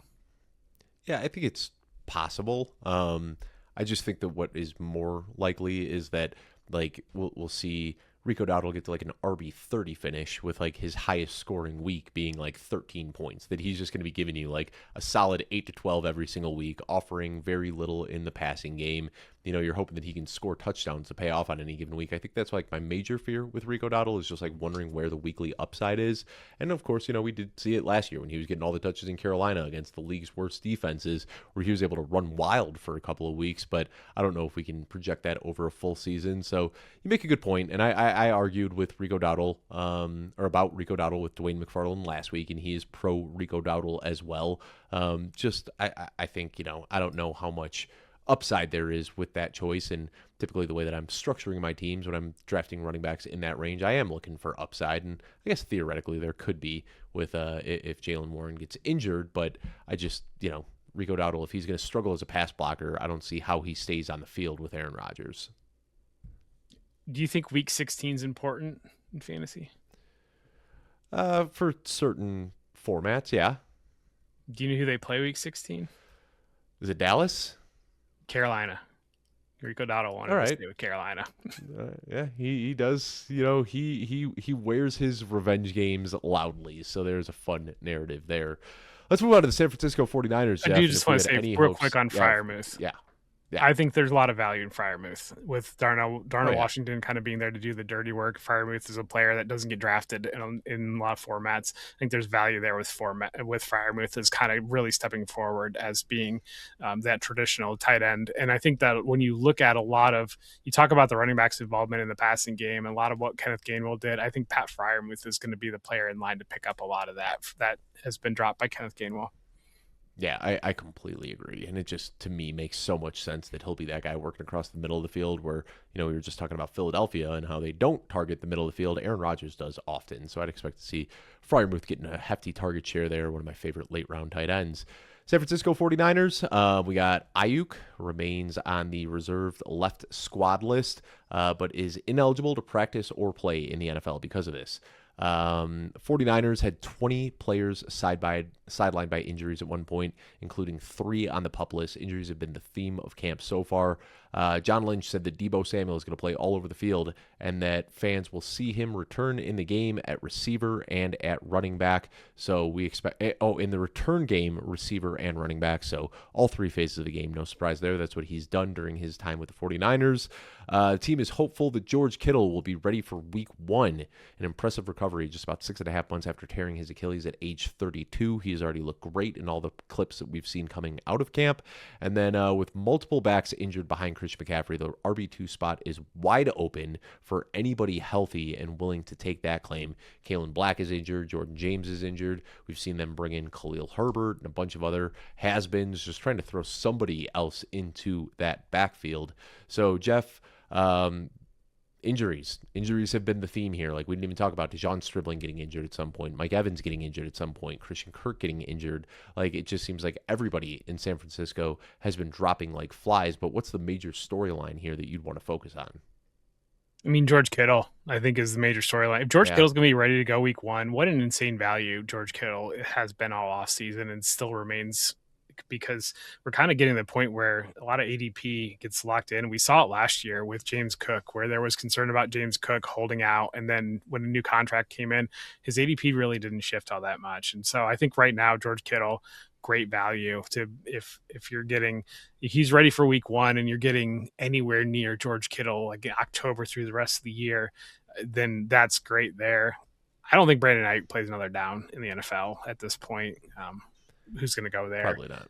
I mean, I've been drafting him in round 20 just because like all of the good round 20 picks have been bled of value, and there's just nobody left at this point. And I'm like, do I want to take the shot on the upside that Brandon Ayuk returns for 3 games late in the season, or do I want to draft Elijah Arroyo? Like those are kind of the choices you're left with these days. And I find myself just like, why not throw a dart at Brandon Ayuk? But yeah, and then the receivers here. I mean, like, we're getting positive buzz about Demarcus Robinson because like everybody else is just banged up at this point. But man, after that joint practice with the Titans, we heard a lot of good buzz about DeJon Stribling. I don't know if you heard Grant Cohn, who, take it with a grain of salt, but he said that DeJon Stribling was outplaying Carnell Tate. And you've got other reporters with the 49ers saying that like DeJon Stribling looks like a superstar, that he's already the best player on the team, that he's outplaying Mike Evans. I mean, you want to talk about a drumbeat. I always say that like an actual drumbeat is when you hear from players, coaches, media, and fans, when everybody is unified telling you the same thing. And like anybody who has set their eyes on DeJon Stribling is just telling us that this guy is just an unbelievable talent, but people still want to just ignore it for some reason. Priors, Dave. I don't know. James Conner or Najee Harris, Dave? Yeah. I don't even know which way they're gonna go here. I mean, Jordan James cracked rib, he should be back soon. And this like Kalen Black injury, they said was like really not severe, but he's missed like over a week now. Like I don't know what's going on here. I'm trying to think like Trey Sermon. Like, do they bring back a guy who already has some familiarity in this in this scheme? Like, I have no idea. Are we sure that Christian McCaffrey's not a vampire and just like sucking off everybody's health, basically? He might be. He might be. Let's move to the next team. On that note, the Seattle Seahawks, Jadarian Price is working as the RB1 while Zach Charbonnet is still sidelined. I'm glad nobody's going to go 2 hours and 24 minutes. Rashid Shaheed should have a bigger offensive role after spending the offseason with Sam Darnold or Elijah Arroyo, who I just made a slight at. I'm sorry, Elijah. I'm sure you're a very nice guy. Breakout candidate who should be more involved in the pass-catching game. And then Sam Darnold looking confident and in command with a deep group of weapons at his disposal. And I don't know who wrote the Seahawks. I wish I had this available right now because I love that. They say a deep group of weapons at his disposal. And last year, everybody, like, there wasn't a deep group of weapons. Like, Cooper Kupp was just a husk of the player that he used to be. Torrey Horton got injured midseason. Rashid Shaheed showed up in the middle of the year. Elijah Arroyo battled injuries all year. AJ Barner is like a young player who kind of stepped up as like the de facto number 2 in this offense, but like JSN, who I was very in on last year, it felt like everything broke right. Like, he had a coach that wanted to maximize his skill set. Everybody around him either got injured or fell off the age cliff, and he ended up with this 36% target share. But now there are a lot of like young, exciting pieces in this offense. And that to me, Jeff, like I was the guy on JSN last year, and now I feel like I'm the only person in the world fading JSN this year at his top 5 price tag. Well, like how far are you fading him to like number 6? 7. I mean, I'm taking Amon-Ra St. Brown and Christian McCaffrey ahead of him, which means that I have a lot of Amon-Ra St. Brown and a lot of Christian McCaffrey and not a lot of Jackson Smith-Njigba. Yeah, I mean, it happens. It is tough too. Like when I know it's something that I struggle with, a player that you get third round Jackson Smith and Jigba locked into your brain, and so like the idea of taking him at number 5, it can be a hang up. And I definitely have players like that where I got so much cheap James Cook that like, do I want to take a first round James Cook because I've been taking cheap James Cook for the last couple of years, or like players like that. I mean, it is a very real thing. I think as you play this, as you go year to year. Yeah, and that's kind of where I'm at. Maybe this is just like an emotional thing, but also like I just don't expect a 36% target share. I expect all of these other players to be a little bit more involved. Brian Fleury, who has history as a tight ends coach, I expect him to look at this tight end room with AJ Barner and Elijah Arroyo and say, how do we get these guys more involved as well? So I love Jackson Smith-Njigba. Like, made me so much money last year and helped really kind of boost my rankings and like my, Jackson Smith-Njigba, I owe him a ton after what he did last year, but I just can't get there on the top 5 price tag this year. Jadarian Price working as the RB1 while Charbonnet is sidelined. I feel like that bullet point doesn't tell the full story because we're also still hearing a lot of positivity about George Holani, that he's going to be ready. We're hearing that Zach Charbonnet is way ahead of schedule. So Jadarian Price, I mean, I think I'm at the point now where like people have overcorrected. He's fallen into the late 6th round. Like I am happily taking him there, but I think there were expectations early that being a first round pick, he would run away with the backfield.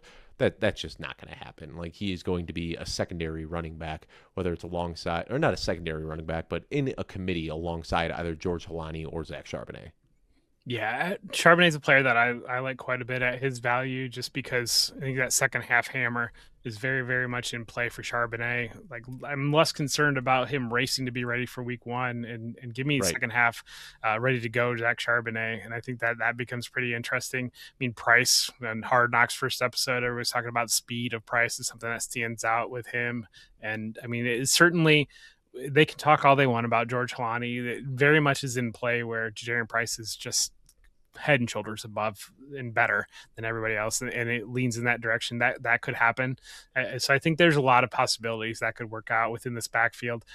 One player, Rashid Shaheed, Michael Scott Duggar, I was listening to him on with Robert Mays, and Michael Scott Duggar used to be the Seahawks beat reporter for The Athletic. He moved into a national role this year, but he was saying that he really I didn't even realize that. Good for him. Like he was always one of my favorite Seattle reporters. Very, very good for him, and congrats on the well-deserved recognition. Sorry, go ahead. Yeah, but he was saying Shaheed. He expects Shaheed to be a big breakout here, where I think it's the proverbial trying to jump on a moving bus when they made that trade, and now having that full offseason, being able to integrate him. And I think that Shaheed, I think, is really, really good value there. And then I do like Arroyo still as a breakout candidate, and really allows them to open up the 12 personnel looks, and having AJ Barner kind of doing that dirty work, traditionally inline tight end. Arroyo's a different player downfield. He can really carry the seam, and we see the biggest breakouts come between year 1 and year 2, and I think that Arroyo is still a really, really intriguing player. I'm just completely off on Cooper Kupp. There's no way that I'm drafting Cooper Kupp now at this point. And even Horton, I mean, it's sums in play there for Horton, but I mean, I do think that Jackson Smith-Njigba will have a very healthy target share. I've been drafting some round 20 Cooper Kupp. It feels disgusting, but at the same point, I'm like, he's going to be on the field a lot. And, if he comes down with a handful of touchdowns, I think so. I mean, I don't know if he's going to get squeezed out by Rashid Shaheed. We'll see. But sitting there in round 20, it's gross. But I have been clicking some Cooper Cup here. But let's move on. We've got three teams left here: Tampa Bay Buccaneers, Baker Mayfield taking QB1 reps amid unresolved contract talk extensions. I don't know why that one got me tongue tied. Probably because I've been sitting at my desk recording shows for the last 5.5 hours.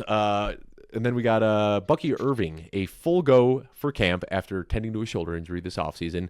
Mecca Ibuka, strong chemistry building with Baker Mayfield, so we like to see that. And then Kate Otten locked in as the clear-cut tight end one in an expanded offensive role. Bucky Irving being a full go, I think, is probably the big story here. There was concern about Bucky Irving a couple of months ago. This guy was going round 4 in fantasy drafts. Todd Bowles made a one-off comment about, like, yeah, we hope he'll be back sometime in the fall. Bucky Irving immediately falls into round 6 overnight and has just stayed there ever since. And, like, I wanted nothing to do with round 4 Bucky, but I am drafting the heck out of round 6 Bucky. Same, absolutely. And yeah, I don't know. I don't understand Kenneth Gainwell, but neither here nor there. Like, apparently he's catching a bunch of swing passes, so good for him. But I know I did see a note on not mentioned here's Chris Godwin. That was the player that I was on pretty heavily the start of drafts, and I've kind of moved in different directions. But there was, like, I saw something where it was like they ran 8 passing plays, and Chris Godwin had 6 targets basically, and so I think you're going to see Godwin there. We've seen rookie Ted Hurst making big plays. I know there was the injury note on Jalen McMillan, and sounds like that's something that's kind of more of a short-term injury. I think it was Todd Bowles doing his thing again, and where we see a Jalen McMillan knee, and like, oh my God, did he lose his knee? He's done for the year, and it's like, hey, he just bruised his knee a little bit. So, but Ted Hurst, I know they like him quite a bit, and he brings something a little bit different than Ibuka and McMillan and Godwin, where he's a explosion big body receiver that can be a red zone threat there. And so I think you could all see these receivers involved, and as you got more running backs that get involved in the passing game, at some level it comes down to Baker Mayfield really wants contract, and Baker Mayfield bounce back season. That would be nice. Yeah, I know last year played through some injuries that may have hurt his play and hurt his chance at getting. And I think, this is something I talked about with Tom Kesenick on our radio show, where, like, I think from Baker's perspective, I understand it. He's saying, like, I played through injuries last year. You guys need to pay me. And they're saying, well, you were playing through injuries last year. We don't know if we want to pay you. Like, I understand both sides of the coin. Like, he's kind of recklessly going out there playing on injuries and not telling the team until the season's over. So I understand the apprehension from Tampa Bay, but I also understand why Baker thinks that he gets his. So we'll see how this year shakes out, but it wouldn't surprise me, like, if Baker gets off to a hot start and this team looks like the team from 2024 if he gets one of those midseason extensions. But sounds like that those conversations are off the table for now. But let's talk about the Tennessee Titans. Cam Ward and Carnell Tate building a strong connection fueled by joint workouts in Miami last spring. So yeah, they've been working out together for quite some time now, and now that is immediately showing up in practice. Tajay Spears turning heads in the passing game early in camp.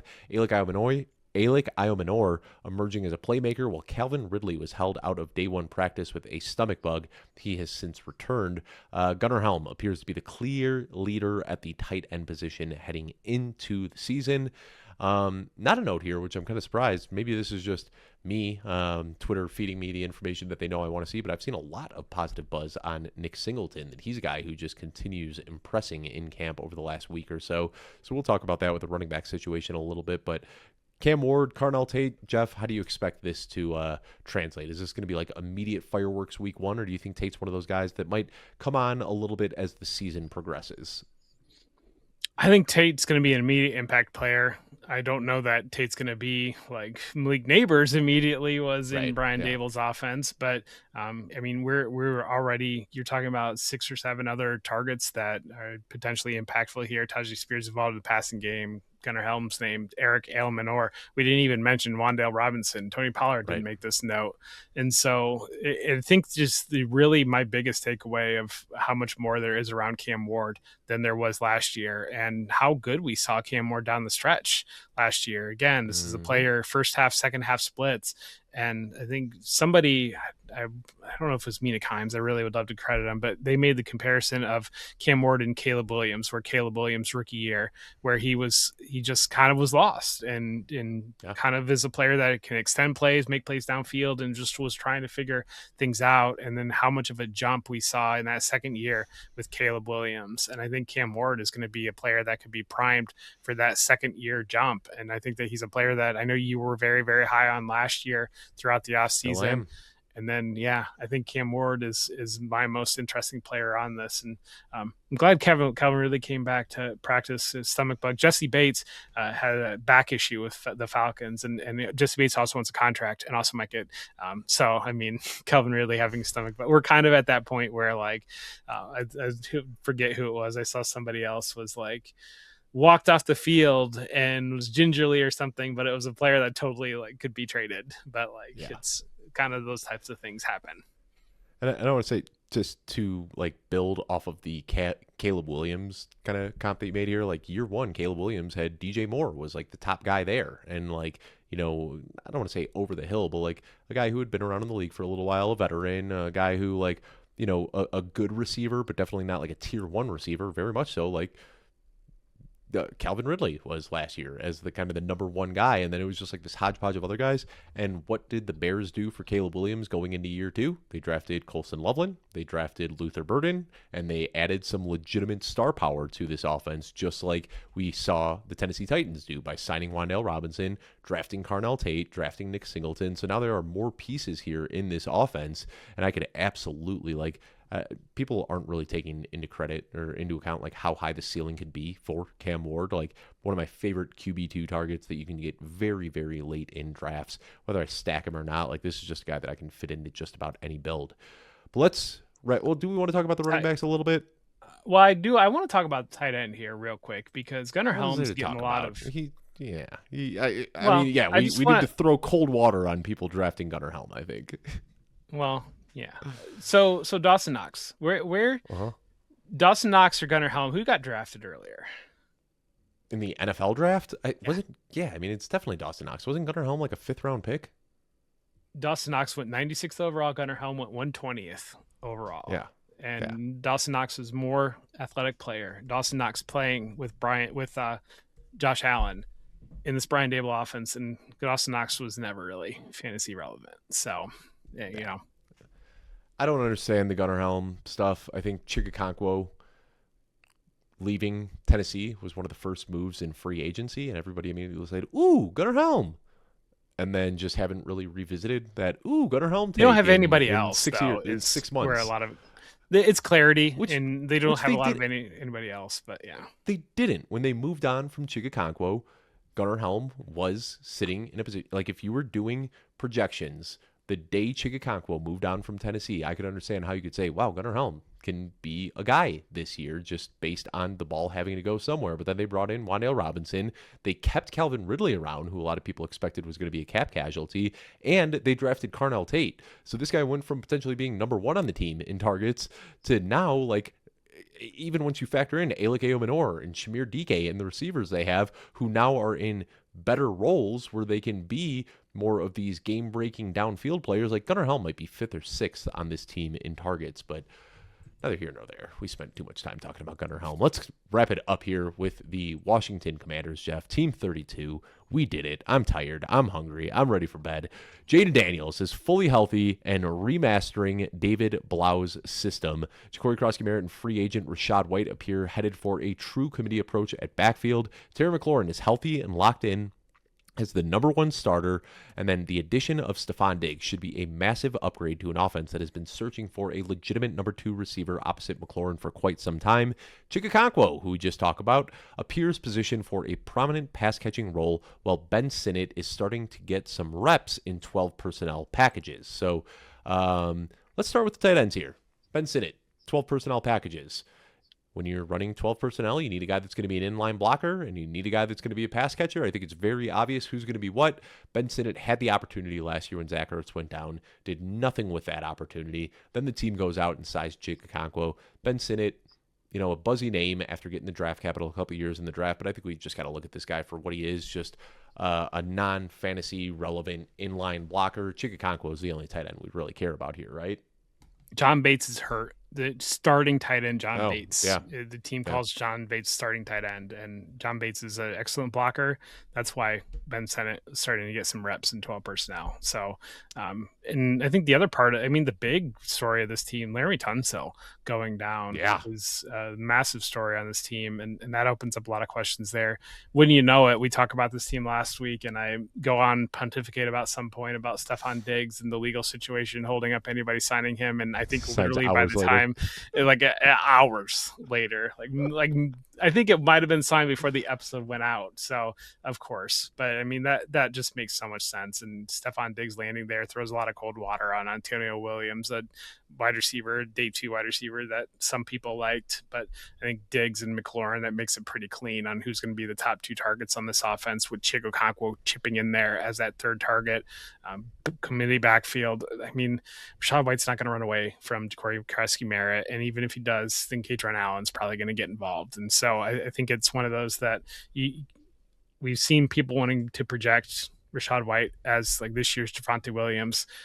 Corey Kreski-Merritt was given a lot of things to work on. He worked on his body, got stronger, got bigger, and I think it's worth remembering that Corey Kreski-Merritt missed the entire last year of college, and so last year coming in, he didn't have his last year in college, ramping up to NFL everything after really sitting out, and he just wore down, I think, as the season went on relative to the expectations placed on him, on a guy that went in round 7, and Kreski-Merritt's going to play and Rashad White's going to play, but to think that somebody's going to run away with it, I just don't think that's going to happen here.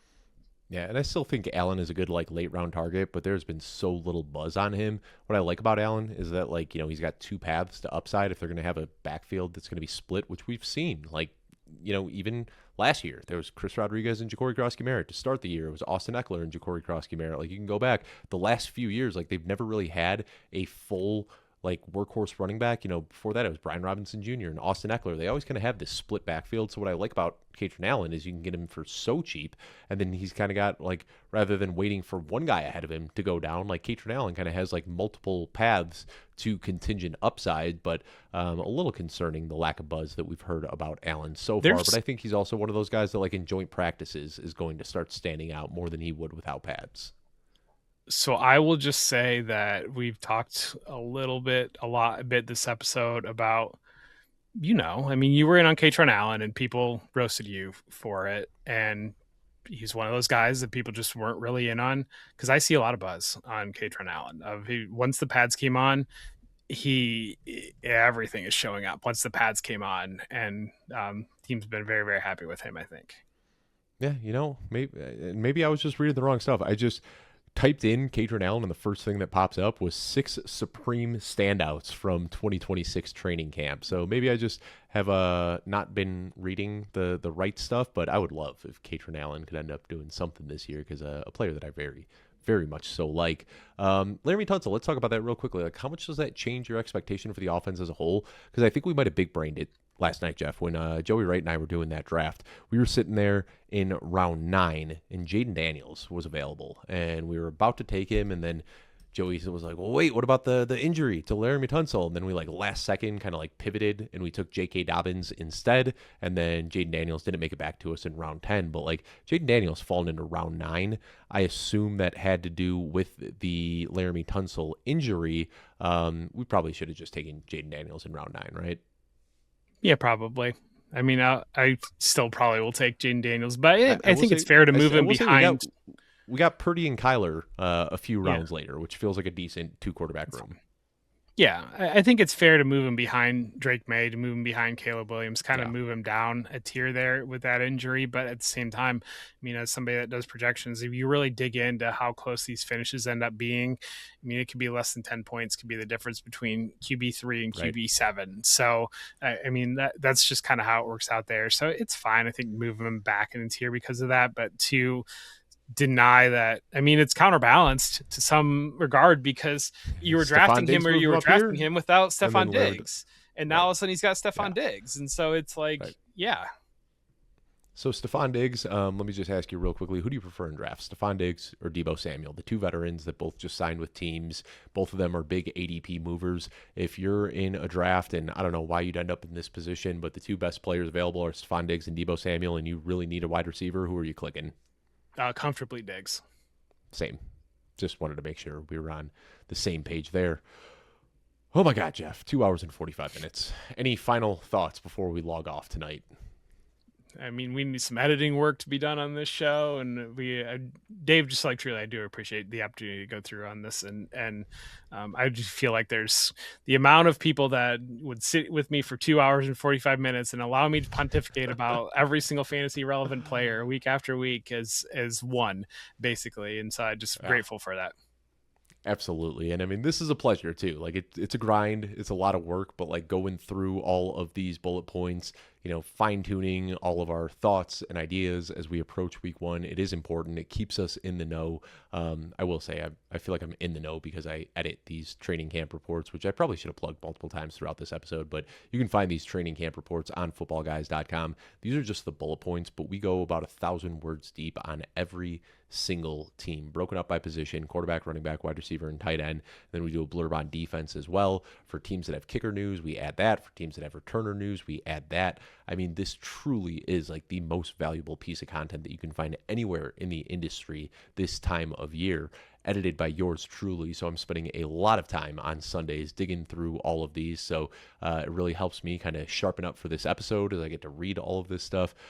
Jeff, I know you just not even editing, you're just a sicko who reads all of this stuff as well. So we are very well informed when we come on this show, but kind of talking through like what this means for fantasy value and how ADP should be changing. This is important stuff. So it's tough, and they're late nights and they're long recording sessions, but I think this is good for us. It's good for the audience, and it's a good way to promote an awesome product that we have here in the training camp reports.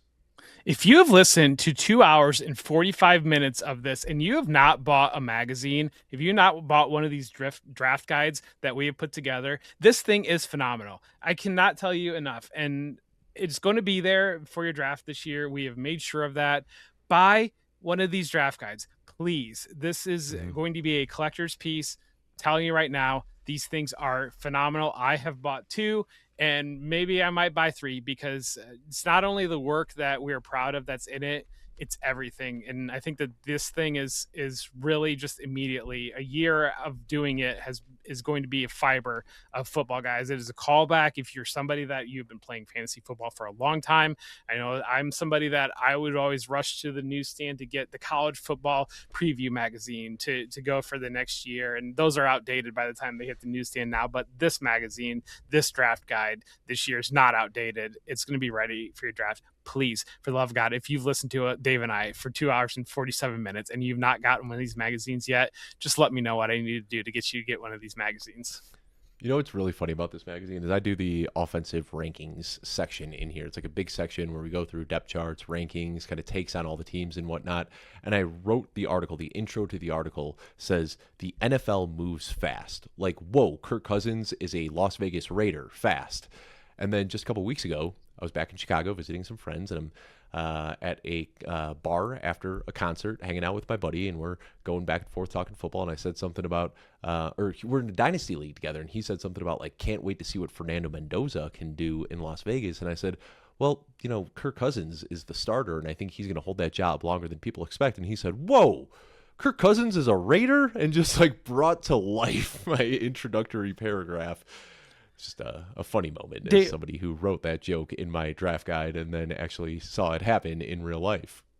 On the fly here, Dave, I wonder, could we do something for people that draft live and have their magazine, their guide at their live draft? If you do a live draft and you take a picture with your guide at your live draft this year, we're going to do something for you.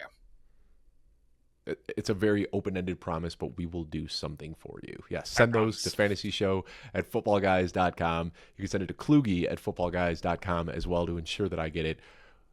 We will do something for you.